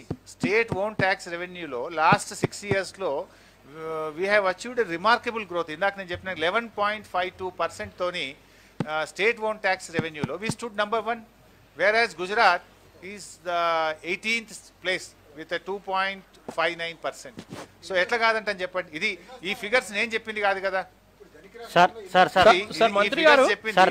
రాష్ట్రంలోని భూములు అమ్మాల్సిన పరిస్థితి ఎందుకు ఏర్పడిందని చెప్పి ప్రతిపక్ష పార్టీలు అంటున్నాయి. తప్పకుండా ప్రభుత్వము, గత ప్రభుత్వాలు చేసిన పనినే ఇప్పుడు కూడా తెలంగాణ రాష్ట్ర ప్రభుత్వం చేస్తుందని. నిరర్ధకరమైనటువంటి ఆస్తులను పెట్టుకొని కూర్చున్న దానికంటే మన ఉత్పత్తులు పెంచుకోవడానికి, పేద వర్గాలకు సహాయం చేయడానికి, ఉపాధి కల్పన పెరగడానికి, రాష్ట్రం యొక్క సంపద పెరగడానికి, సంపదను పెరగాలి, సంపదను పేదలకు పంచాలి అన్నది ప్రభుత్వం యొక్క విధానం.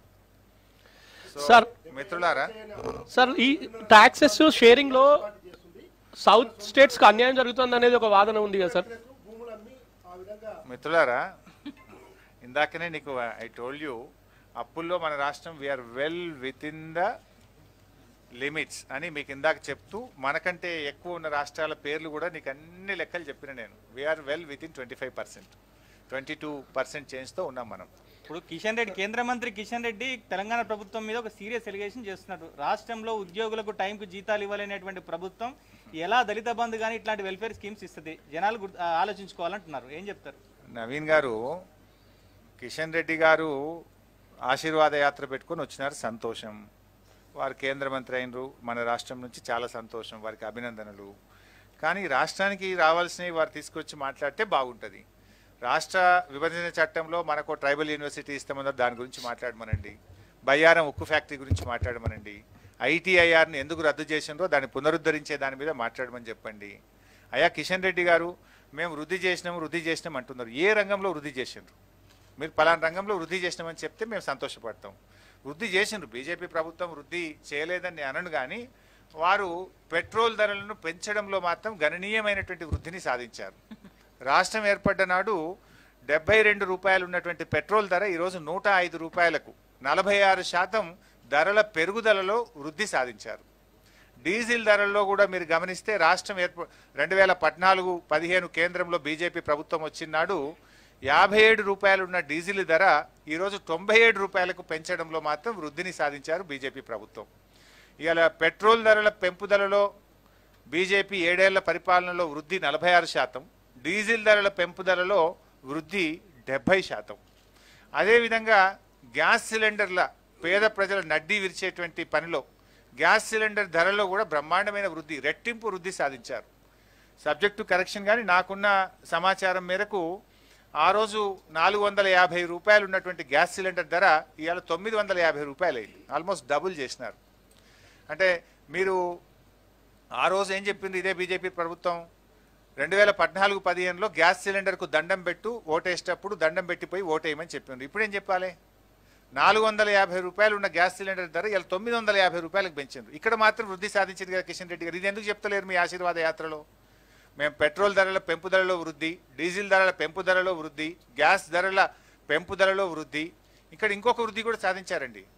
ఇంకొక వృద్ధి ఏంటంటే మైనస్ వృద్ధి. అది ఇంతకుముందు గ్యాస్ సిలిండర్లు పేదవాళ్ళకి ఇచ్చినప్పుడు ప్రభుత్వం ఏం చెప్పిందంటే, మేము క్యాష్ ట్రాన్స్ఫర్ చేస్తాము, 250 రూపాయలు ఒక సిలిండర్ మీద ప్రతి కుటుంబానికి 12 సిలిండర్లకు 250 రూపాయలు క్యాష్ ట్రాన్స్ఫర్ చేస్తామని చెప్పారు. అక్కడ కూడా వృద్ధి సాధించారు. ఏంటంటే నెగటివ్ వృద్ధి. ఏంటంటే 250 రూపాయల నుంచి 40 రూపాయలకు తగ్గించారు. సిలిండర్ ధర పెరిగింది, సబ్సిడీ తగ్గింది. ఇగో ఇక్కడ మాత్రం వృద్ధి సాధించారండి. దీని మీద ఎందుకు మాట్లాడరండి? 450 రూపాయలు ఉన్న సిలిండర్ ధరను 950 రూపాయలు చేస్తుంది, 250 రూపాయలు ఉన్న సబ్సిడీని మాత్రం 40 రూపాయలకు తగ్గిస్తుంది. దీని గురించి ఎందుకు మాట్లాడరు? ఒకవైపు సబ్సిడీ తగ్గింది, మరొక వైపు గ్యాస్ యొక్క cost state is also benefiting kada because of this increase in petrol and diesel prices. But మీరు ఒక్కసారి గమనిస్తే, subject to correction, exact number నాకు తెలియదు కానీ తెలంగాణ రాష్ట్రం పెంచింది ఒక్కసారి, కేంద్ర ప్రభుత్వం డీజిల్ పెట్రోల్ ధరలు పెంచింది ఐ థింక్ 26 టైమ్సే ఉంది. అది 26 టైమ్స్ పెంచినారు. 26 టైమ్స్ పెంచారు. మేము మాత్రం ఒక్కసారే పెంచినాం. 26 సార్లు పెంచిన ఘనత కేంద్ర ప్రభుత్వం. But you haven't reduced VAT. ఒక్కసారే పెంచినాం మేము. కానీ కేంద్రం 26 సార్లు పెంచింది. కేంద్రం ఎంత పెంచింది అనేది కూడా చెప్పిన కదా. 72 రూపాయల నుంచి మీరు 105 రూపాయలకు పెంచినారు కదా. మరి అది ఎంత పర్సెంటేజ్ పెరిగింది? 46% పెరిగింది. దాని మీద ఎందుకు మాట్లాడారు? డీజిల్ 70% పెరిగింది. దాని ఇంపాక్ట్ ఎంత ఉంది? అన్ని రంగాల మీద, నిత్యావసర వస్తువుల మీద ఉంది, పేద ప్రజల మీద ఉంది, ఇవాళ అన్నిట్లలో పెరిగింది. ఇవాళ కిషన్ రెడ్డి గారు మీరు అన్నట్టు వృద్ధి సాధించారు. దేంట్లో వృద్ధి సాధించారు? ఏం సాధించారు? కరెక్ట్గా ఒకటి గట్టిగా చెప్తాం మనం. ఏ రంగంలో సాధించారు బైసాబ్? ఇవాళ ఆస్తులు అమ్మడంలో మాత్రం వృద్ధి సాధించారు. బీజేపీ ప్రభుత్వం ఏది అమ్మలేదు ఈరోజు? మీరు అమ్మ చెప్పండి. రోడ్లు అమ్మినరు, విమానాశ్రయాలు అమ్ముతున్నారు, రైల్వే స్టేషన్లను అమ్ముతున్నారు, నవరత్నాలను అమ్ముతున్నారు, ఎల్ఐసిని అమ్ముతున్నారు, బిఎస్ఎన్ఎల్ని అమ్ముతున్నారు. మీరు అన్ని అమ్మకానికి పెట్టిండ్రు కదా. ఇవాళ ఏం సాధించిండ్రు?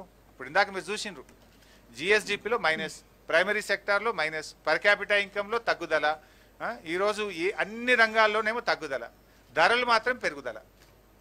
భారతదేశం కంటే బంగ్లాదేశ్ యొక్క ఆర్థిక పరిస్థితి బలహీనపడము ఈ దేశం ముందుకు పోయినట్ట, ఈ దేశం వెనక్కు పోయినట్ట? దీనికి సమాధానం చెప్పాలి కదా. ఇలా ఏ రంగంలో వచ్చినారు మీరు? ధరలేమో డీజిల్ పెట్రోలు గ్యాసుల ధరలేమో పెరుగుతున్నాయి. దేశం యొక్క జీడిపి తగ్గుతుంది, దేశం యొక్క పర్ క్యాపిటల్ ఇన్కమ్ తగ్గుతోంది, దేశం యొక్క ప్రైమరీ సెక్టార్లో గ్రోత్ తగ్గుతుంది. ఇలా రాష్ట్రంతో కంపేర్ చేస్తే తెలంగాణ రాష్ట్రంతో చూస్తే అన్ని రంగాల్లో తక్కువనే ఉంది కదా. మీరు అట్లనే అదేవిధంగా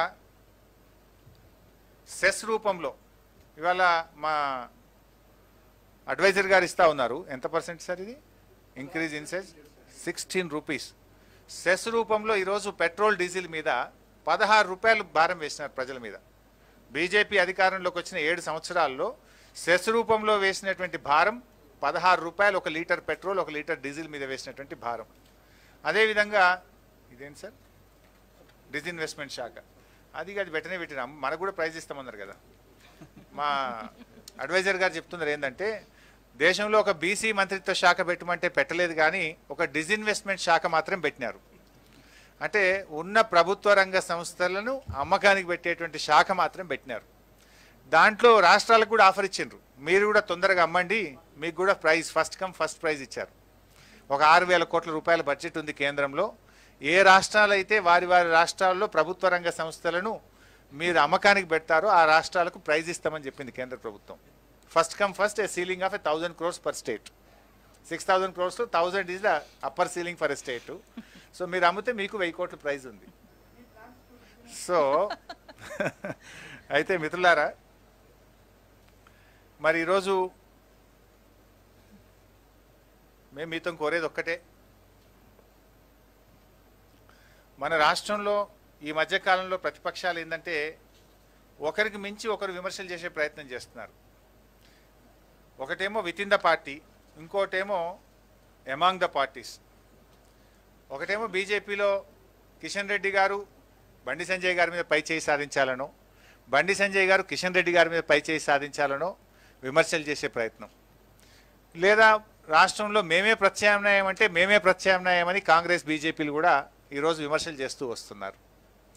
అసలు వాళ్ళు దేనికి ప్రత్యామ్నాయం? ద్వితీయ స్థానం కోసం ఎవరు ప్రత్యామ్నాయమో మీరు కొట్లాడుకోవాలి. ఈ రాష్ట్రంలో ప్రథమ స్థానంలోకి ఎప్పుడు రాలేరు. కేసీఆర్ గారు ఉన్నంత కాలం, టీఆర్ఎస్ పార్టీ ఉన్నంత కాలం డెఫినెట్గా టీఆర్ఎస్ పార్టీయే ప్రథమ స్థానంలో ఉంటుంది, ప్రభుత్వంలో ఉంటుంది. మీరు ప్రత్యామ్నాయం అని మీరు మాట్లాడే మాటలు ఏంటంటే మేము 2వ స్థానంలోకి వెళ్ళాలి, మేము 2వ స్థానంలోకి వెళ్ళాలని 2వ స్థానం కోసం కాంగ్రెస్ బీజేపీలు పోటీ పడుతున్నట్టు. కానీ మొదటి స్థానం కోసం మాత్రం దరిదాపుల్లో కూడా మీరు ఎవరు లేరు, రారు కూడా. ఇవాళ మేము మీతో కూడా కోరేది ఏంటంటే బేసికల్లీ వాళ్ళకి ఒక ఇష్యూ ఏంటంటే ప్రతిపక్షాలు గత 6-7 సంవత్సరాలుగా మీరు గమనిస్తే వాళ్ళు సమస్యలు లేవు వాళ్ళకి. అసలు ప్రజా సమస్యలు లేకపోవడమే వారికి ప్రధానమైన సమస్యగా కనబడతా ఉంది నాకు. ఎందుకంటే మేము చాలా రోజుల నుంచి ఎమ్మెల్యేలుగా ఉన్నాం, ప్రతిపక్షంలో పనిచేసినాం, అసెంబ్లీలో మేము కూడా ఉన్నాం. 2014-15 నుంచి మేము చూస్తే ఎప్పుడు అసెంబ్లీకి పోయినా ఫస్ట్ మొదటి రోజు ఎమ్మెల్యేలు ఏం చేసేవాళ్ళు? ఖాళీ బిందెల ప్రదర్శన, క్యాండిల్లు కందిళ్ళ ప్రదర్శన ఉన్నాయా ఈ రాష్ట్రంలో? ఇప్పుడు గత 7 సంవత్సరాలుగా అసెంబ్లీకి వస్తున్నారు అందరూ. వరి కంకులు, ఎండిపోయిన వరి కంకులు పట్టుకొని, వరి చేళ్లను పట్టుకొని, మక్క కంకులను పట్టుకొని అసెంబ్లీకి ఎమ్మెల్యేలు వచ్చేవారు. ఖాళీ కుండల ప్రదర్శన, కందిళ్ళ ప్రదర్శన, ఎండిపోయిన వరి చేళ్ళు మక్క చేళ్లతోని ఎమ్మెల్యేలు ప్రదర్శన చేసేవాళ్ళు. ఇవాళ అవకాశం ఉందా? మేమే నడిచినాం. గన్ పార్క్ నుంచి, అంబేద్కర్ నుంచి, ఇందిరా పార్క్ నుంచి ఎమ్మెల్యేల ఖాళీ కుండల యాత్రలు ఈరోజు ఈ రాష్ట్రంలో ఉన్నాయా? ఇవాళ దీనికి కారణం ఏంది? గౌరవ ముఖ్యమంత్రి గారు కేసీఆర్ గారు ఇలా అద్భుతమైనటువంటి ప్రగతిని సాధించి అసలు వీళ్ళకి సమస్యలు లేకుండా పోయినాయి, ఎజెండా లేకుండా పోయింది ప్రతిపక్షాలకు. అందుకే పాపం కాంగ్రెస్ బీజేపీలు ఇలా బేస్లెస్ అయిపోయి బేస్లెస్ ఆరోపణలతోని కాలం వెలిబుచ్చే కార్యక్రమం చేస్తూ ఉన్నారు. ఇవాళ ముఖ్యమంత్రి గారు అనేక సమస్యలకు ఒక శాశ్వత పరిష్కారం ఇచ్చిండ్రు. గత ప్రభుత్వాలేమో మేము ధర్నాలు చేస్తే ఏం చేసేవాళ్ళంటే ఓకే ఈసారి డ్రౌట్ కింద త్రాగునీటి సమస్య పరిష్కారానికి 500 కోట్లు ఇస్తున్నాం, 300 కోట్లు ఇస్తున్నాం అని చెప్పేవాళ్ళు. That was the only temporary. We have given a permanent solution. మీరు అట్లా గమనిస్తే ఇలా మంచినీటి సమస్యకు మిషన్ భగీరథతో శాశ్వత పరిష్కారం, సాగునీటి సమస్యకు భారీ ప్రాజెక్టులతో ఒక పరిష్కారం, ఇవాళ రైతులకు, రాష్ట్రంలోని అన్ని వర్గాలకు, ప్రతి కన్జ్యూమర్కు 24 గంటల నాణ్యమైన విద్యుత్ సరఫరా. గత ప్రభుత్వాల హయాంలో పారిశ్రామికవేత్తలు ఇందిరా పార్క్ కాడ ధర్నాలు చేసింది కదా, నేనే పోయి మాట్లాడిన అప్పుడు అపోజిషన్లో ఉండి. ఇందిరా పార్క్ దగ్గర పారిశ్రామికవేత్తలు ధర్నాలు చేస్తే మేము పోయి మాట్లాడేవాళ్ళం. మాకు వారానికి 3 రోజులు పవర్ ఆఫ్ ఉంది, మేము ఉండాలన్నా ఏం చేయాలి, మేము బ్యాంకులు అప్పులు ఎట్లా కట్టాలని పారిశ్రామికవేత్తలను ధర్నాలు చేయించిన చరిత్ర మీదైతే రైతులకు సైతం 24 గంటల నాణ్యమైన కరెంట్ ఇచ్చినటువంటి ఘనత కేసీఆర్ గారిది. అదేవిధంగా ఇవాళ వైద్యంలో కూడా మంచి పురోగతిని సాధించినాం. కేసీఆర్ కిట్ కానీ కంటి వెలుగులు లాంటి మంచి కార్యక్రమాలు తీసుకున్నాం. ఇంకా ఈ సంవత్సరం వైద్య రంగం మీద ముఖ్యమంత్రి గారు ప్రత్యేకమైన దృష్టి పెట్టి వరంగల్లో అద్భుతమైనటువంటి ఆసుపత్రి కానీ, హైదరాబాద్ నలుగుమూలల 4 ఆసుపత్రులు తెచ్చే కార్యక్రమం కానీ, అంటే వైద్య రంగం మీద కూడా ఇవాళ ప్రభుత్వం చాలా ఫోకస్ చేసింది. కొత్త జిల్లాల ఏర్పాటు, మండలాలు, ఇటు డివిజన్లు, అంటే మొత్తంగా పాలనా వికేంద్రీకరణ జరగడం ద్వారా కూడా అభివృద్ధి అనేటువంటిది బాగా వేగం పెరిగింది. పరిపాలన ప్రజలకు దగ్గరగా కూడా వచ్చింది. ధరణితో కూడా ఇలా అనేక 95%, 95% వ్యవసాయ భూ సమస్యలకు ఒక పరిష్కారం దొరికింది. వేగవంతంగా ఇవాళ పాస్బుక్లు కానీ రిజిస్ట్రేషన్ ప్రక్రియ జరుగుతూ ఉంది. రైతులకు ముఖ్యంగా గ్రామీణ ప్రాంత ప్రజలకు దీనివల్ల ఎంతో మేలు జరిగింది. ఇవాళ పల్లె ప్రగతి, పట్టణ ప్రగతి ఒక అద్భుతమైన విజయాన్ని సాధించినాం.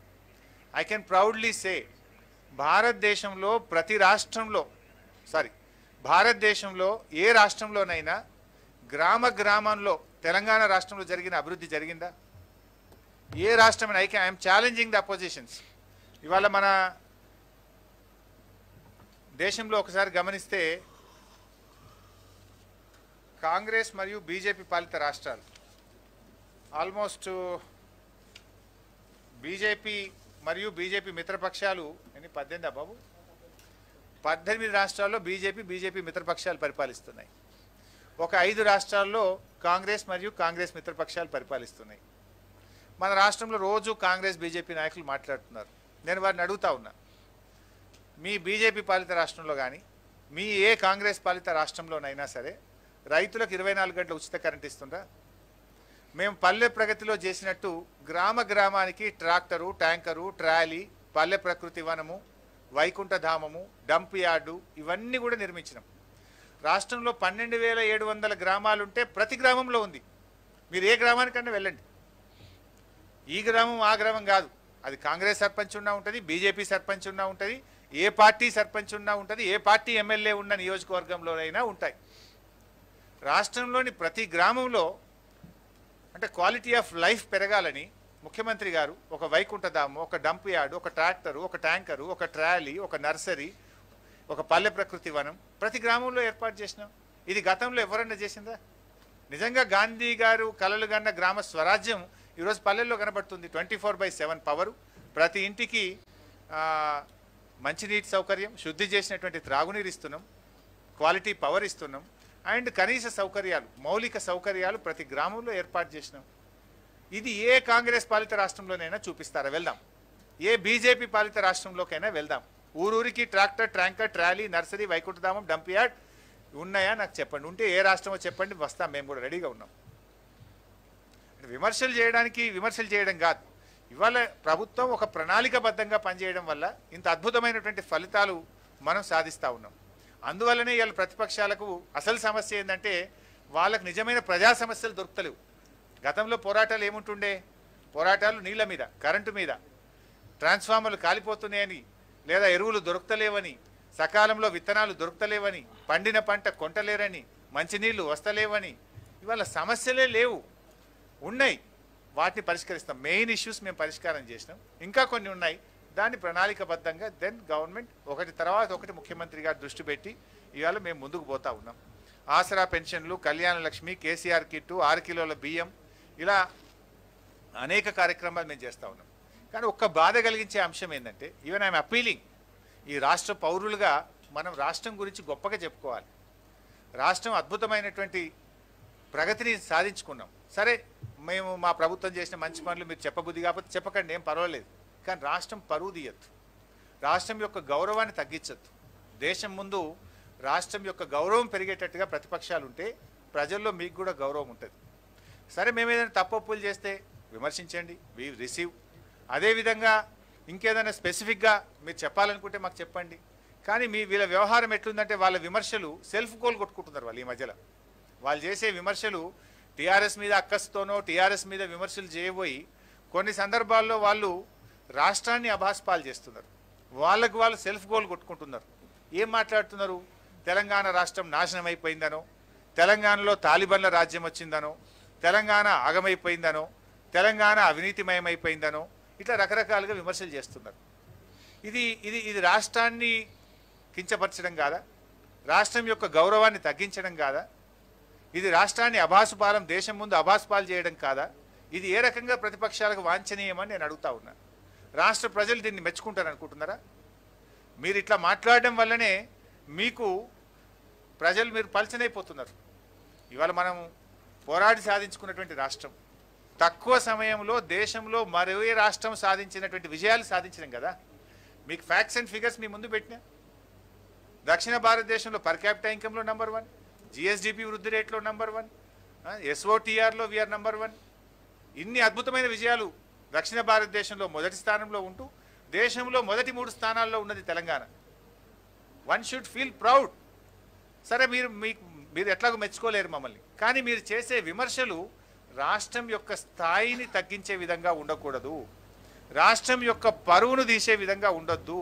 మన తల్లిని మనం కించపరుచుకుంటామా? మన రాష్ట్రాన్ని మనం బదనాం చేసుకోవడం సబబైనటువంటి విషయమా? అందుకే ఇవాళ మీరు ఈ రకమైనటువంటి పరిస్థితి పాల్పడుతున్నారు కనుక ప్రజలు మిమ్మల్ని పట్టించుకోవడం లేదు. విమర్శనాత్మకంగా ఉండని, నో ప్రాబ్లం, కానీ ఆ విమర్శ వాస్తవాలకు దగ్గరగా ఉంటే ప్రజలు దాన్ని రిసీవ్ చేసుకుంటారు. ఇవాళ మీరు అవినీతి జరిగిందని కిషన్ రెడ్డి గారు మాట్లాడుతున్నారు, ఇవాళ బీజేపీ నాయకులు మాట్లాడుతున్నారు. ఒక ఆయన అంటాడు మిషన్ కాకతీయ, కమిషన్ కాకతీయ అంటాడు.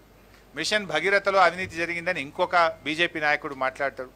ప్రాజెక్టుల్లో అవినీతి జరిగిందని ఇంకో నాయకుడు మాట్లాడతాడు.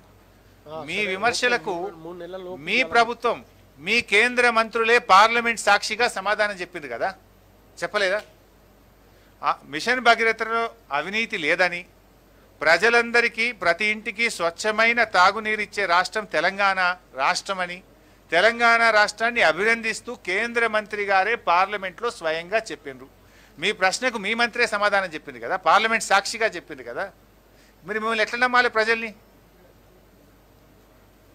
ఇవాళ ప్రాజెక్టులు మిషన్ కాకతీయలో అవినీతి లేదని, పారదర్శకంగా పనులు జరుగుతున్నాయని కేంద్ర మంత్రులే పార్లమెంట్లో చెప్పింది కదా. ఇంతకంటే గట్టి సమాధానం ఇంకేం కావాలి మీకు? ఇప్పుడు ఒక రాష్ట్రం అభివృద్ధి జరిగిందా జరగలేదా అనడానికి ప్రతిపక్షాల తిట్లు కాదు కొలమానం. దానికి కొలమానం జిఎస్డిపి వృద్ధి రేటు, పర్ క్యాపిటా వృద్ధి రేటు, రాష్ట్రం యొక్క ఆదాయ వృద్ధి రేటు, రాష్ట్రంలో మౌలిక సౌకర్యాల కల్పన, అవి మేము చేస్తూ ఉన్నాం. అవి మేము చేసినామా లేదా అనడానికి ఇప్పుడు మీ ముందు పెట్టినటువంటి గణాంకాలే సాక్ష్యాధారం కదా. ఇంతకంటే ఏం కావాలి? And these figures and facts was not given by us. These figures are declared by government of India. So ఇది ఇవాళ మేము చేస్తూ ఉన్నాం. ఇవన్నీ కూడా ఇవాళ మీ ముందు ఉన్నాయి. సో అందువల్ల ప్రపంచవ్యాప్తంగా కూడా ఇదే పద్ధతి. ప్రపంచంలో ఎక్కడైనా ఏ దేశం అభివృద్ధి చెందిందా అని దేని మీద చెప్తారు? ఇలా అమెరికా అభివృద్ధిలో ఉందనో, జపాన్ అభివృద్ధిలో ఉందంటే దేన్ని చూసుకొని చెప్తారు?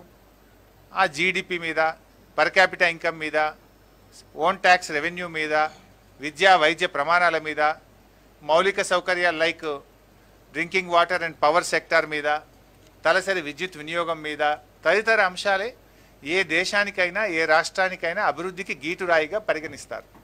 సో ఆ అంశాల మీదనే ఇవాళ దక్షిణ భారతదేశంలో మొదటి స్థానంలో ఉండి మొత్తం భారతదేశంలోనే మొదటి 3-4 స్థానాల్లో తెలంగాణ రాష్ట్రం ఉంది.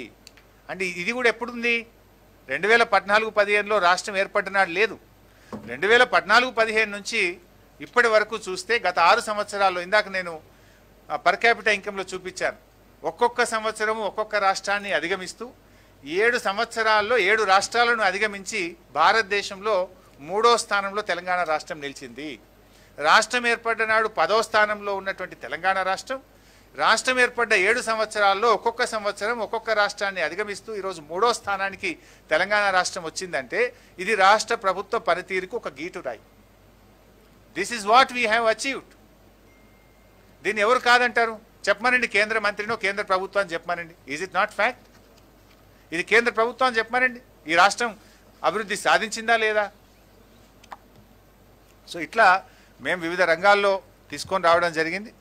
అదేవిధంగా ఇందాక నేను ఇంకో పాయింట్ కూడా చెప్పినాను మీకు. నేను జిఎస్డిపిలో వీఆర్ ద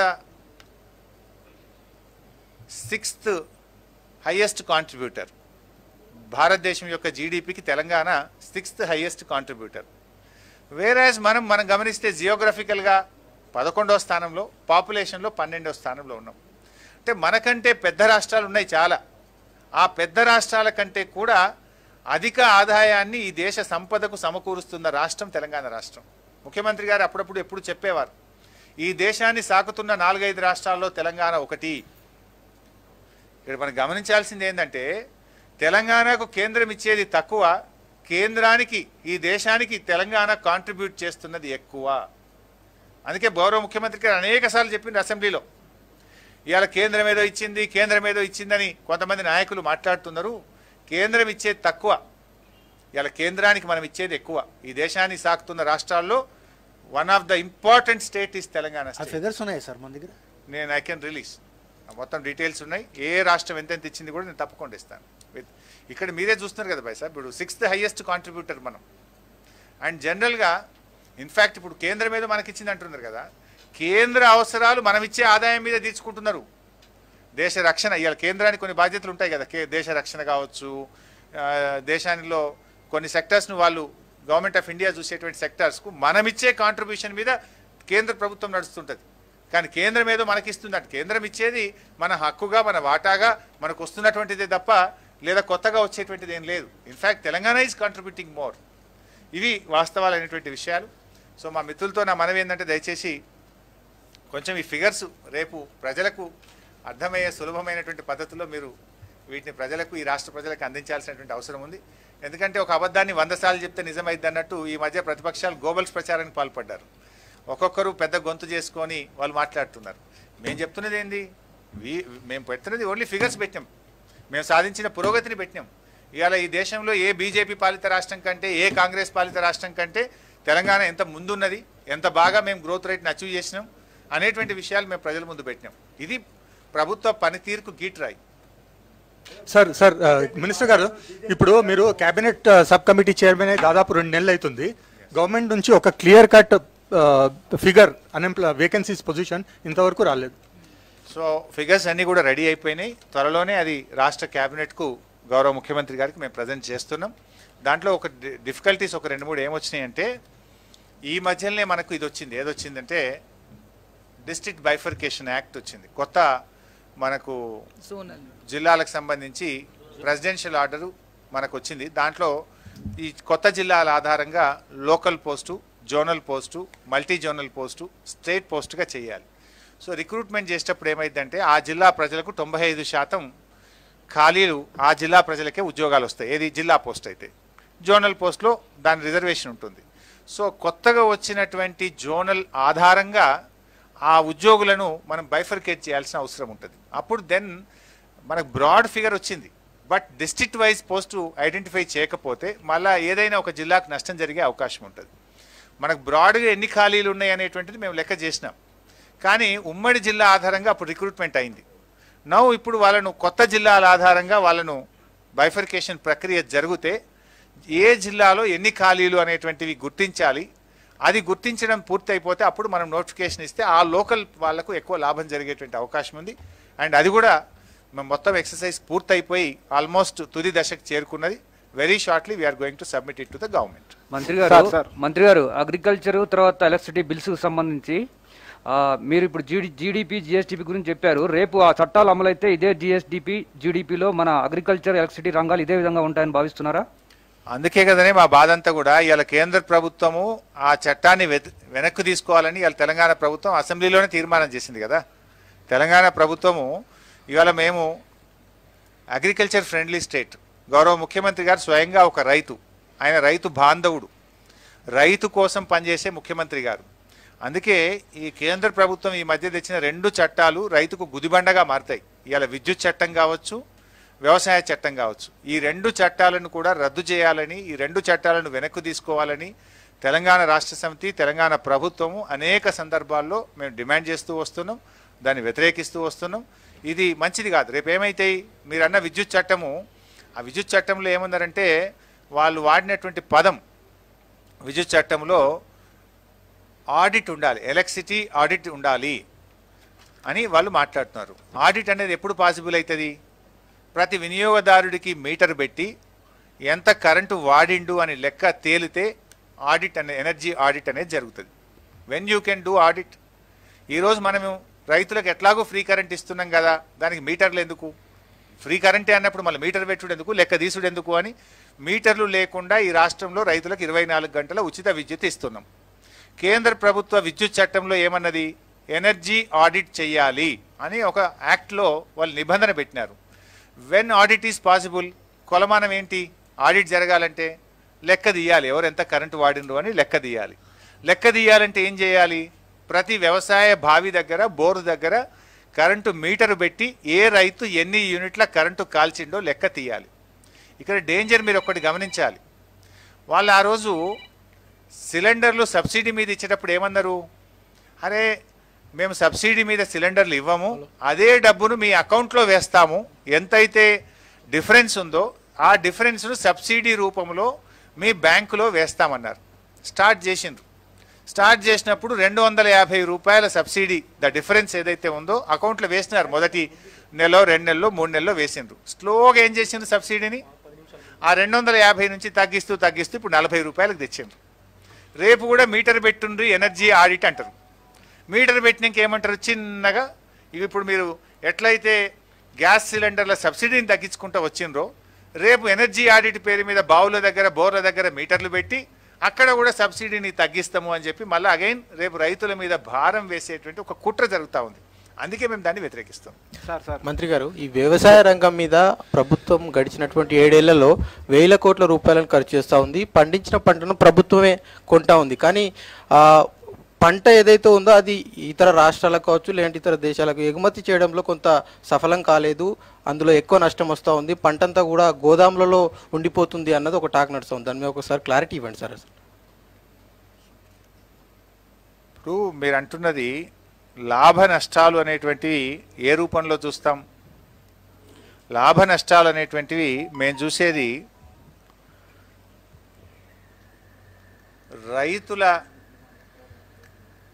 జీవితాలు బాగుపడడంలో లాభంగా చూస్తాం మేము. కొన్ని సందర్భాల్లో ప్రభుత్వం నష్టపోయినా రైతులు లాభపడడమే ప్రభుత్వం యొక్క లక్ష్యం. మీరు గమనిస్తే ఆ రోజు దేశంలో అతి ఎక్కువ ఆత్మహత్యలు చేసుకున్న రాష్ట్రాలు ఏవి అన్నప్పుడు పార్లమెంట్లో సమాధానం వచ్చేది తెలంగాణ అండ్ విదర్భ.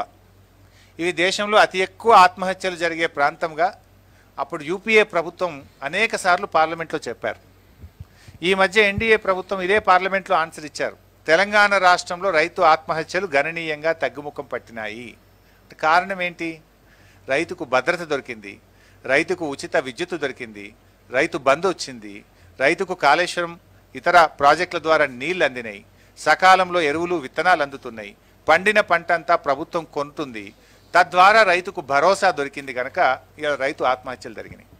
సో కొన్నిటికి పారామీటర్స్ లాభ నష్టాలు అనేటువంటివి ప్రజల జీవన ప్రమాణాలు పెరగడమే లాభంగా చూస్తుంది ప్రభుత్వం. ప్రజల యొక్క ఆదాయం పెరగడమే ప్రమాణంగా చూస్తుంది ప్రభుత్వం.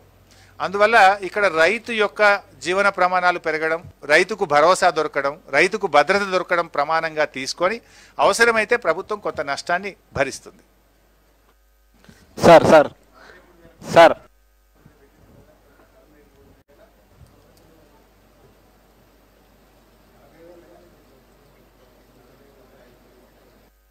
సార్ రాష్ట్ర ఆదాయ డెడ్ బటన్ ఎంత ఉందో చెప్పక సార్, రాష్ట్ర సొంత ఆదాయం గణనీయంగా పెరుగుతుంది అని చెప్పారు కదా సార్. అదే సమయంలో అప్పులు కూడా పెరుగుతున్నాయి. ఏదైనా స్కీమ్ అమలు చేయాలంటే ప్రభుత్వ ఆస్తులు అమ్ముతా అంటున్నారు. మిత్రులారా, దీన్ని ఏ రకంగా అర్థం చేసుకోవాలి సార్? దేశములో అత్యధిక ఆదాయం పెరిగిన రాష్ట్రం తెలంగాణ రాష్ట్రం అని మీకు లెక్కలతో సహా చెప్పాము. స్వంత ఆదాయాన్ని పెరుగుదలలో భారతదేశంలో అతి ఎక్కువ వృద్ధి రేటును నమోదు చేసి మొదటి స్థానంలో ఉంది తెలంగాణ రాష్ట్రం. 1. 2, జిఎస్డిపిలో జీడిపిలో కూడా మనం భారతదేశ జీడిపికి కాంట్రిబ్యూట్ చేసే దాంట్లో 6వ స్థానంలో తెలంగాణ రాష్ట్రం ఉంది. సో మీరు ఇవన్నీ గమనించినప్పుడు ఇంకో 3వ విషయం, మీరు అడిగిన ప్రశ్నది నేను ముందే సమాధానం చెప్పిన. అప్పుల విషయంలో కూడా మనకంటే ఏ రాష్ట్రం ఎంత ఎక్కువ ఉందో కూడా చెప్పినాను. ఇవాళ జిఎస్డిపి అప్పుల్లో చూసినట్టయితే పంజాబ్ 36%, కాంగ్రెస్ పాలిత పంజాబ్ రాష్ట్రం 36.67% అప్పులతో ఉంది.